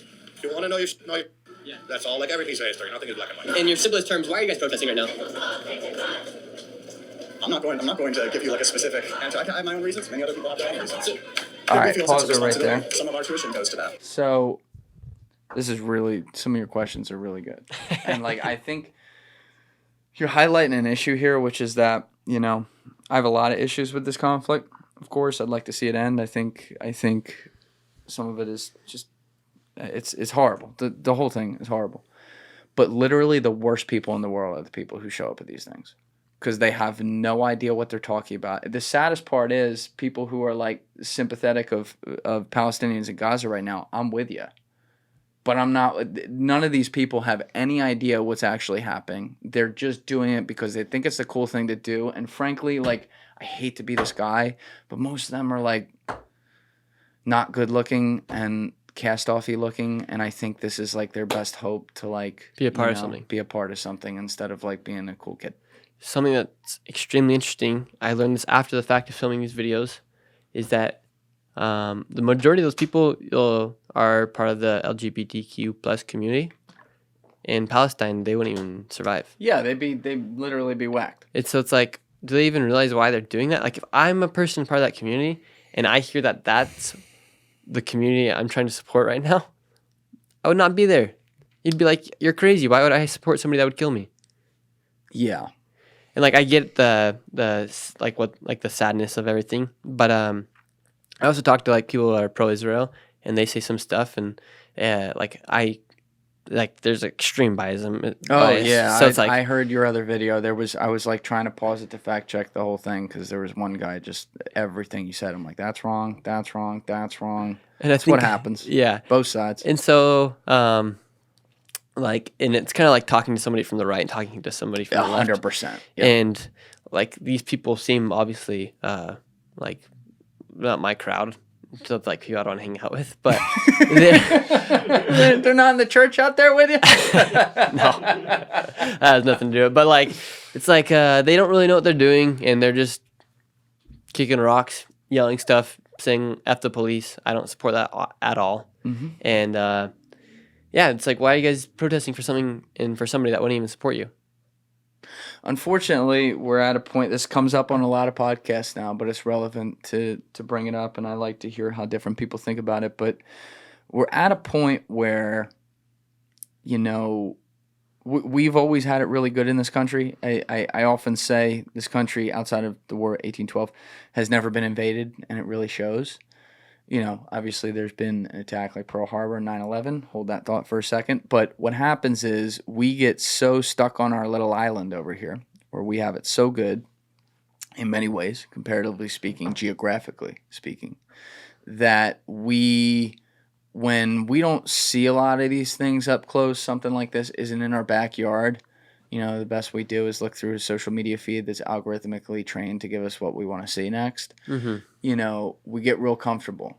And unfortunately, it's almost like every time this country doesn't have an enemy to unite around or something horrible happen, which I do not want to see happen in any way, like Pearl Harbor, like a 9/11, you know, we turn in on ourselves. We talked about other ways this happens earlier, and those are relevant, but as a society, we turn in on ourselves and we start pointing the finger at everything internally and things that may have an issue, right? For example, there may be some issues with policing. It's not enough to say, oh, there may be some issues, but the institution's important. Instead, you have to say, fuck the whole thing, we're not using it, right? Fuck them, you know, and it creates this vitriol and hatred. And I wonder, like, do you think that at this point in human history, we can live in a world where we don't have some sort of common war to fight somewhere else that you know brings us together in order for us to actually have a conversation? Or do you think that's still kind of what it takes in order, like, how to bring us together? Yeah, like, do you think we need an enemy? Do you think we, like, I'm not asking this because I want it, I'm asking this because I'm curious to see what you think.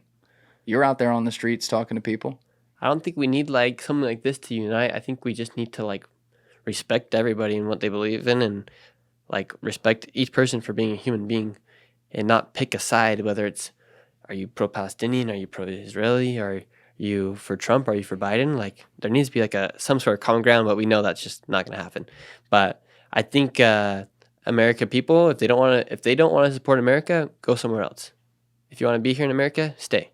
But if you're not going to support America, get out. Yeah.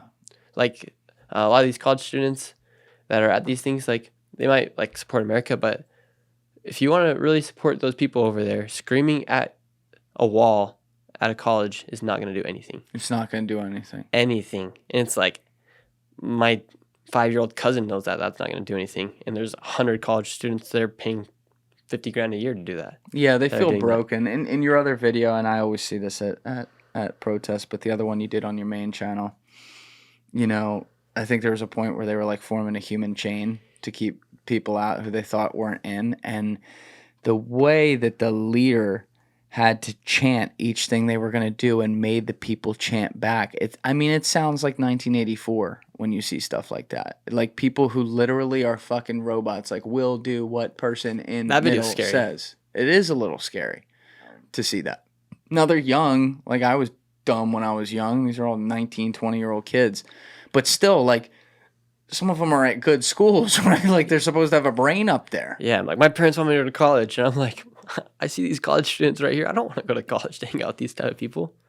Yeah. I mean, this isn't all crazy. Of them, but I know what you say. I know what you're saying. It's crazy. Yeah, I don't know what's going to happen with all this stuff. I mean, I guess we can only watch, and I'll do my best to show what's happening and let other people decide where they're going to, what sides they're going to pick. Yeah, and I've heard people talk about the arguments that, like, oh, if you're someone who's here to go to college but you're not from here, you know, you shouldn't even be doing this because you're not constitutionally protected. I guess there's legal arguments with that, but it's a little annoying. Like, and that's obviously not most of the people you talked with here, but it's a little annoying when you hear, like, you got foreign exchange students who are out here screaming "fuck the U.S." and shit. It's like, get out. It's like what are you doing here then? And they're getting free, and like the majority of them are getting free college anyways. It's like, get out. Yeah. It's not fair to everybody else. And like at that school at Fordham University, for example, I'm sure there's other people just like me and you who are just like, what is going on? A lot of people like that are like that. And because of that small group outside, they're not going to be able to go to their classes presently. Like, they're going to have to do it virtually. And so, like, they're not getting their full college experience either. Like, imagine going to Columbia University where you pay $80,000 to $90,000 and then you're doing online Zoom calls. Oh, it's brutal. And, like, also, you know, listen, you can disagree with how Israel's handling this thing. I have enormous disagreements with how Israel's doing this. But the fact that, like, Jewish students on campuses are like being harassed and you know, in some cases like have shit thrown at them and stuff and are afraid that like that is so wrong on every level. And this is a line my friend Eric Zolliger has, and I fucking love it. He's like, people are not their governments. And we got to start remembering, like, it's dehumanizing to see it. And that's what these kids at these stupid fucking protests are doing. You know, they're stopping Jewish students from going to class. I mean, it harkens back to worse times. They're screaming discrimination while they're discriminating. That's exactly right. And that's not right. So it's so hypocritical. It's so hypocritical. I'm so tired of seeing this on like something happens where these kids, even before they get to campus, they feel some level of like entitlement to their beliefs, where it's at the expense of other people's beliefs, and that insults my intelligence. Yeah, it kind of just makes you mad. Like, it'd make me mad. It's like if you were driving on the highway and there's a pro-Palestine protest that's stopping traffic when you're trying to go to work. You're like, bro, come on. Yeah, you're not having you're not helping anybody. Yeah, you're not having the intended effect you want. Yeah. And it's amazing when you talk. I mean, you've been there. I don't know how much of the history you know, but I guarantee you, even just based on some of these kids not being able to get an answer of why they were there, like if you ask them any of the history of this stuff, including the history that supports their cause, they don't know it. Yeah. I mean, they're literally like, speak to our organizer. I'm like, okay, who's the organizer? I go to the organizer. Oh, go speak to I can't speak. So it's like, they have no idea what they're doing. And then it just makes you mad. It's like, are you kidding me? Like, come on, I want to speak to somebody. Like, I'm actually trying to know the truth about what's going on and why you guys are doing this, and no one will give me a response. And then you guys are getting like extremely hostile with me. Like, one lady like pushes my mom in that video, like tries to hit the camera. I didn't see that. Yeah, my mom's filming it, and so my mom comes with me everywhere for the videos. Yeah, it's kind of funny, right? That's pretty cool. Yeah, they like, go after my mom. Like, hey, get out! Like, she's letting us film. And like push my mom like inside the encampment in Colombia. I snuck into there. What was that like? Bro, they were so rude to me. Like, I was literally just trying to give them like a chance to like share what's going on. I'm like, the encampment. That's amazing. I was like, I was trying to help them like with my videos. I always try to let anybody that wants to speak or anybody that's like doing something share their truth. And like, I keep my videos very, very raw. Like, I'm not trying to make a video where it's like extremely high paced where it's like only blah, blah, blah, blah. I'm trying to like let people like voice themselves. And like inside that encampment in Colombia, they just wouldn't speak to me. They're like, the organizers, speak to the organizers. And then eventually like 4 like moms, like 50-year-old woman came up and surrounded me. Like, are you filming? Moms. Yeah, like, I don't know who they were. And they start like, are you filming? I'm like, yeah. Or I'm like, I'm not filming. I'm following the community guidelines that I said I was going to follow when I entered in, because they had they had community guidelines. They had community guidelines. Nice. And I was like, okay, I'll abide by them. And so I asked everybody in there, like, can I film you? None of them told me I could. And I had like a little microphone on, and I forgot to turn it off, and the light was on. They freaked out. They surround me. They made me give them my ID and like take a photo of my ID, which was like extremely stupid of me to do. I had no idea. Oh, so you gave it to him? I didn't give it to him. I let them take a photo. I was like, screw you guys. Well, that is giving it to him. Yeah. And I didn't know on your ID cards. I didn't know it had like your address underneath it. Oh, you and Elon Musk. So I was like, frick. That's unfortunate. But yeah, you talk about like these people not knowing who, like, oh, we were just told. It's so robotic. It comes from a guy above a guy above a guy, but they don't even know where it is. It's coming from some, organizing camp that has other, chaos driven reasons to make this shit happen. And like, I don't agree. What's happening is, because some of the worst people are doing this, the people who are on the other side, not on the campuses, right? So people who are like really pro-Israel are using this as a jumping point to like try. Some people, not all people, but some are trying to use it as a jumping point to like prevent anybody talking about this issue or protesting towards it. And I disagree with that, but I understand where their anger is coming from. because they have people of their own ethnicity who are afraid to even go to class. They're being abused by these people. And it's, this is a crisis we're going to be dealing with our entire lives. It's never going to go away. The disagreement in the Middle East is going to be that way. And it's like, and like what information do we get? Like, I have a hard time even like covering or like talking about it. Like, I don't want to give any opinions because I really don't have that many opinions about it because I don't know anything about it. Like, do we know what media we're getting from these people? Mm-hmm. And like, if we do, or is it even true? And so that's why like, I was genuinely interested to try to talk to these kids at the college, but none of them would speak to me. And so like, when you're doing that, it kind of like boils up a little fire in you. Like, it makes you a little mad. Yeah. And so like I never was rude to them, but I'm like, so why are you guys here? And then I keep asking more and like speak to the organizers. It's like, I'm actually trying to understand what you guys are doing. And the only people that speak to me are the pro-Israelis. And and I tend for that to happen to me in a lot of my videos. Like, the only people that speak to me will be a large part of the time, like people from the right, a lot of people from the left, like they're like scared to speak to you. Yeah. Because if you ask them a question, they probably won't know why they're doing what they're doing. Yeah, especially in a place like that, though. Yeah, especially. So idiot, I don't know. 19-year-olds. It's like they're just kind of like extremely defensive and stuff. It's like, come on, like if you're out here, let me know why. Like if I go to a basketball game, I'll tell you why I'm going to the basketball game.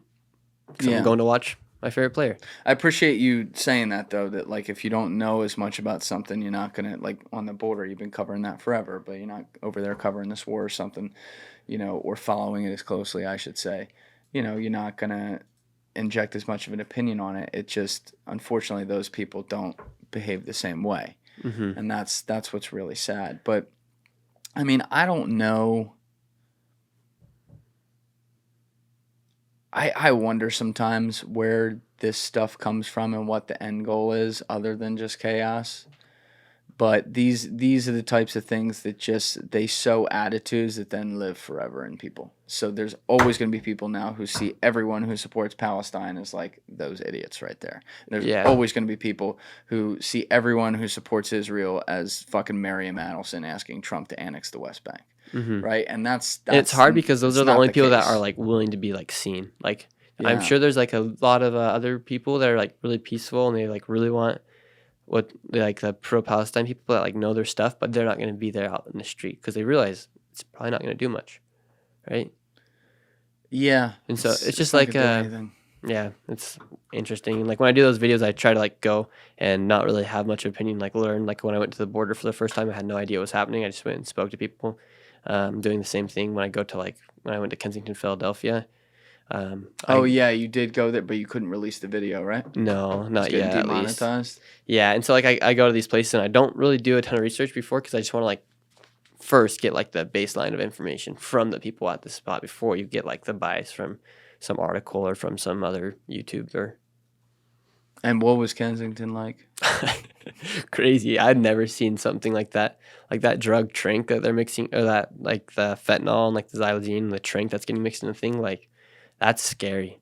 Oh yeah, it's scary. And I like talk to people when they're on it, like they're nodding off, and like they just snap out of it like that. It was weird. And then I saw one lady's like, "No, I'm done with this. Like I'm never gonna do it." And then she does it, and she just starts like hallucinating and freaking out. And I had to like hold her and like put her on the ground. Oof. Your mom was there with you for this? No, I don't take my mom when I do those sort of ones. Okay. Those videos are pretty dangerous to film, honestly. Oh yeah. And like the migrants, they're nice people.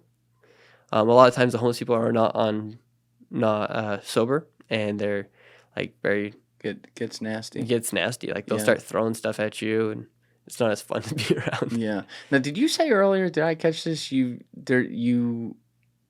got into a secret migrant camp in New York? Is that what you said?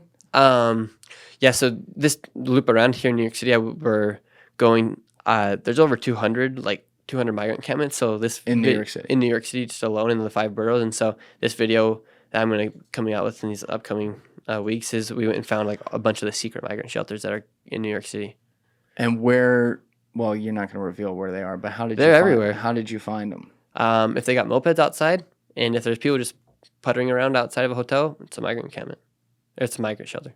Meaning, like, if you see people who are clearly migrants outside of there. Yeah, and they don't, because the migrants here in New York City, they cannot do anything. Like, they don't get work permits, and they're backlogged so long for asylums, and they get free rent in a lot of these places, especially if you're a family. You can stay inside a hotel for months on end. And how's this work? Did the city government just tell hotels you're now migrant shelters? Here's a stipend. Oh, hotels love it because they get guaranteed Yeah. money every single night, and it's full. So like hotels are probably making more than they ever made. Yeah, it's taxpayer dollars going to it. And the hotels are like at this one in Bronx that we found. There was 3 that were right next to each other, and they were getting brand new furniture. Like the migrants were getting like the newest furniture inside of these shelters. And a lot of these people are being bussed in though too, right? Yeah, I think a large majority of these migrants are like Texas. As soon as they get in there, they get them out. Like they ship them, they give them the option: Denver, Chicago, or New York. Yeah, I know a lot of it is like political playing, but like I also get it because the states who have to live with it then have the influence coming into the politics of the states that don't have to live right on the border, and they're like, okay, you want to taste of your own medicine, here you go. Yeah, I get that. Mm-hmm. You know, in New York, like Mayor Adams, I think he deserves more credit than people give him. Yeah, I agree. Because he didn't make this sanctuary law policy. Yeah. It was made a long time ago. Yep. And then he's actually done like a pretty decent job of like somehow figuring out a way to take care of all these migrants. Yeah. It just sucks because it costs so much money. Yeah. And like there is secrecy in it and weird stuff like that. But yeah, like the shelters popping out everywhere. They have the migrants out on islands. They've legit built on islands. On Randall's Island, they've built like half the island is dedicated to the migrants.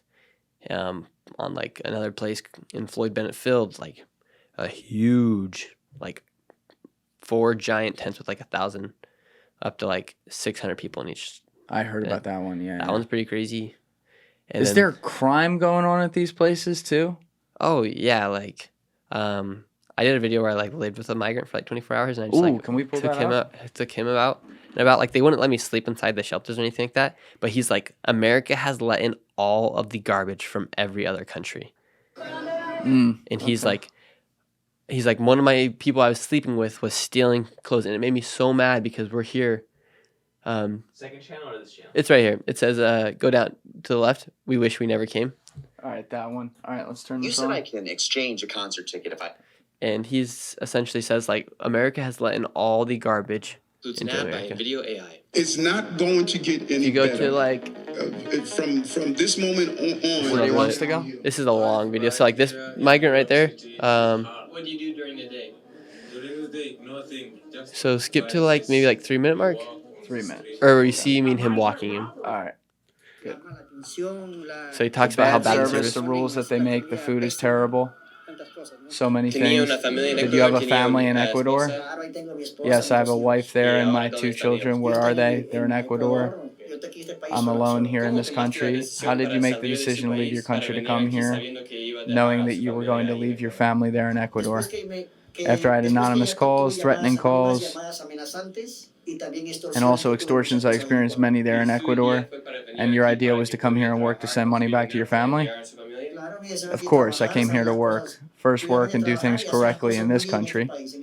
In this country, you have to do things very correct. Back here in New York City, a lot of people are wondering, why are a lot of single-age men coming here without their families?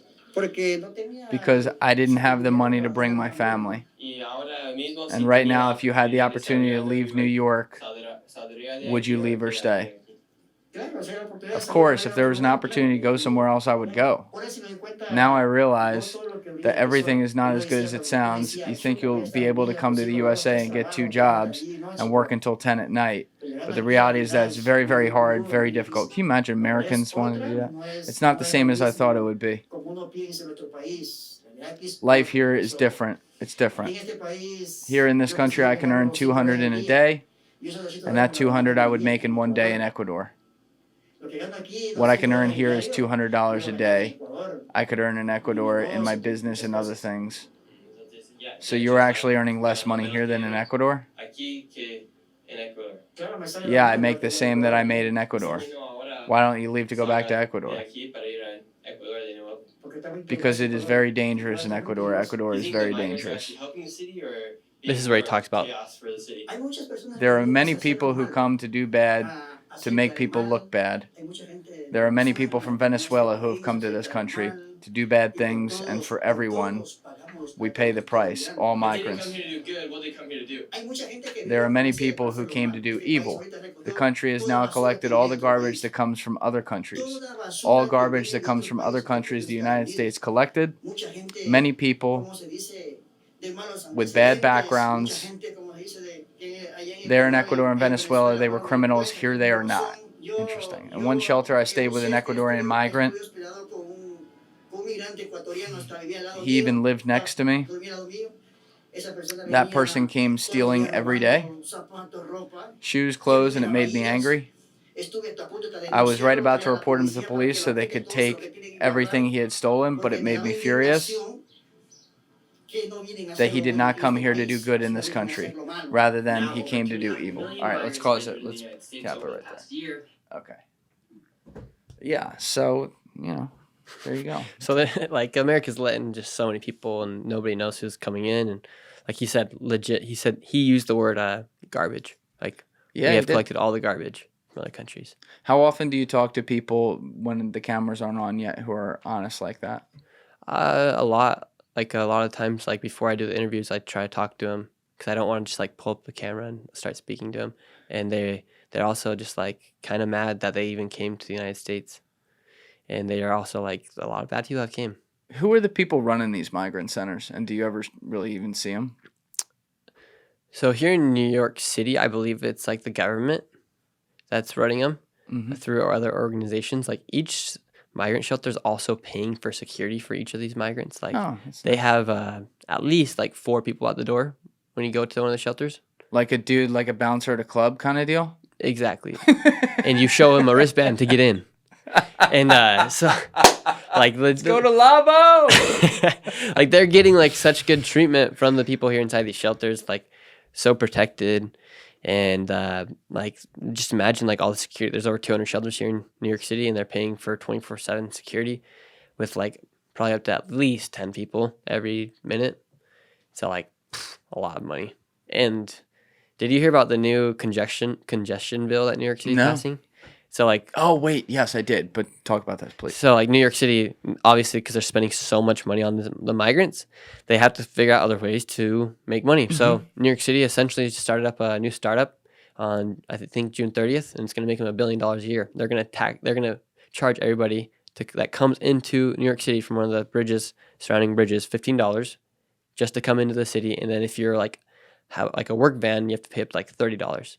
And so instantly New York City is just getting an extra $1 billion to help take care of the city. And I'm sure a large portion of that's going to go towards migrants because they need more money to support what's going on. It's crazy. And they got to figure out a way. Isn't that crazy? 15 Oh my bucks? God, it's nuts. Like, they got to find a way to wind this down. Like, it is a fair point to say, like, Eric Adams followed up the worst mayor in the history of mayors of anywhere where there's ever been a fucking mayor in Bill de Blasio. So guy's got a lot to clean up, but you know, if it's been long designated now a sanctuary city, and you're reporting this on the ground, all these places, and there's no end in sight. They're just chilling. There's chilling. No, and like, he wants to work. That was what's interesting about what he said. They all want to work, and like, Mayor Adams wants to give them work permits, but it's the federal government that gives the work permits. And why aren't they giving them? I don't know. It doesn't make sense. Maybe it's like, oh, maybe we've got, like, some other things to do. So, like, you'll talk to any of the migrants, and they're all, like, puttering around all day because they can't do anything. And then if they are making money, they're selling stuff on the street. They're doing other things. Like, you'll see a lot of guys in the corner, and you know what happens on corners when the cash is going around. So it's like, what's going on? Oh, like drugs. Yeah. Like, no good businessman is ever hanging out in a corner all day. No, there's not. When's the next time you're headed down to the actual border? I was there like a week ago. Where were you? In San Diego. Oh, that was the one where you were looking at the... Yeah, and all the Chinese migrants. And, there a lot of people are coming over. Yeah, what's crazy is in one of the earliest videos we played today, you were showing me like African migrants and stuff. So you're getting people sometimes who are finding a way to Mexico from really, really poor countries. Hopping continents. Like China makes sense because, you know, there's a lot of people who are well off there. But when you see people from really small countries with small economies, like literally migrants who are finding a way to scrape up enough money, I assume, to get a plane ride to Mexico. Yeah, I mean, they're spending all their money to get here, and then they have to keep paying money, and then once they finally make it to the United States, oh, you can't work. It's tough. The scariest people, though, that America should be worried about are the Chinese. We know we're not, like, good friends with China. With their like government. our competition. And essentially, like, imagine 1 million. So in the United States, we have, like, I think it's, like, 1.4 people in the military. Like, that's, like, how many people are in the military. Right, yeah. But now imagine if 1 million Chinese soldiers have been shipped into America illegally. Like, they could be creating their own, like, systems inside the United States. And then once their president is like, all right, let's flip the switch, we're ready. Like, imagine that. Like, that's, like, what scares me the most is, like, and people from the Middle East, like, they could be coming over.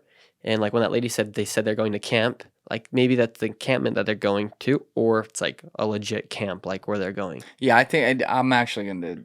That one, it looks like, based on the thing that you translated, that's what they call the actual detention center. Then I also have heard of, like, marijuana camps where they go to, like encampments, like, where they'll work. What do you mean, marijuana camps? Like, where they grow marijuana.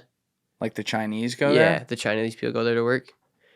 So, like, I've heard, like, some in California that have gotten busted into by police and stuff. But, like, literally these Chinese people, because you don't see them in shelters, and so they're going somewhere, and maybe they're getting, like, training, and if they're president, it's like, all right, let's do this, and boom. Like, China could already have their government here inside the United States, and we know they're buying tons of farmland here in the United States as well. China is. Yeah, it's scary. Like, remember when they flew that balloon over the United States, and, like, the United States didn't even shoot it down until it got to, like, Montana or Wyoming? Yeah. Sometimes I wonder the underground tech race, though, if it's just like what they know here. It's like they're so far ahead that's why they're letting some things happen. But it's like an insult to my intelligence watching some of it happen. Because it's like, okay, all right, you guys know maybe, for example, we're way ahead of them on stuff and we're going to be all right. Fine. But, like, would it kill you to stop them from sending spies in here? Would it kill you? Like, it doesn't do a lot for national morale when you see that. And it also creates a distrust between the people, too. Because, like I always say this, China's got, whatever it is, 1 billion point something people. 6.9% of them are in the Communist Party. If you want to round up and say another 13, 14% are, like, sympathetic to it, that means the majority of the people, at least 80% of them, don't like the government. Like, it's not their thing. Right? They're normal people just like you and me, trying to make a living out there, do their thing. But what's happening is, as happens in every war, the governments have these disagreements because governments do evil and shit, and then everyone gets dragged in and hatred forms on both sides. And that's always a concern to me with every conflict we see. But you're not helping it when you fan the flames like this. And I'm glad you're down there, you know, getting some of this content and capturing it for people to see. You're doing a great job with your channel and covering things on the ground. I'm trying my best out here. Yeah, man. So are you releasing almost one a week at this point? I'm trying once a week. Every week I try my best, and sometimes things happen and you can't get them up, but every week. All right. So we will put the links to your channel down in the description below for everyone to go check out. And yeah, I'd recommend people look at the content. You've seen some of it today. It's really cool stuff, but keep doing what you're doing, man. It's really impressive. I appreciate you answering a lot of hard questions today, too. Well, yeah, no, thank you. All right, man. Everybody else, you know what it is. Give it a thought. Get back to me. Peace. Thank you guys for watching the episode. Before you leave, please be sure to hit that subscribe button and smash that like button on the video. It's a huge help. And also, if you're over on Instagram, be sure to follow the show at Julian Dorey Podcast, or also on my personal page at Julian D. Dorey. Both links are in the description below. Finally, if you'd like to catch up on our latest episodes, use the Julian Dorey Podcast playlist link in the description below. Thank you.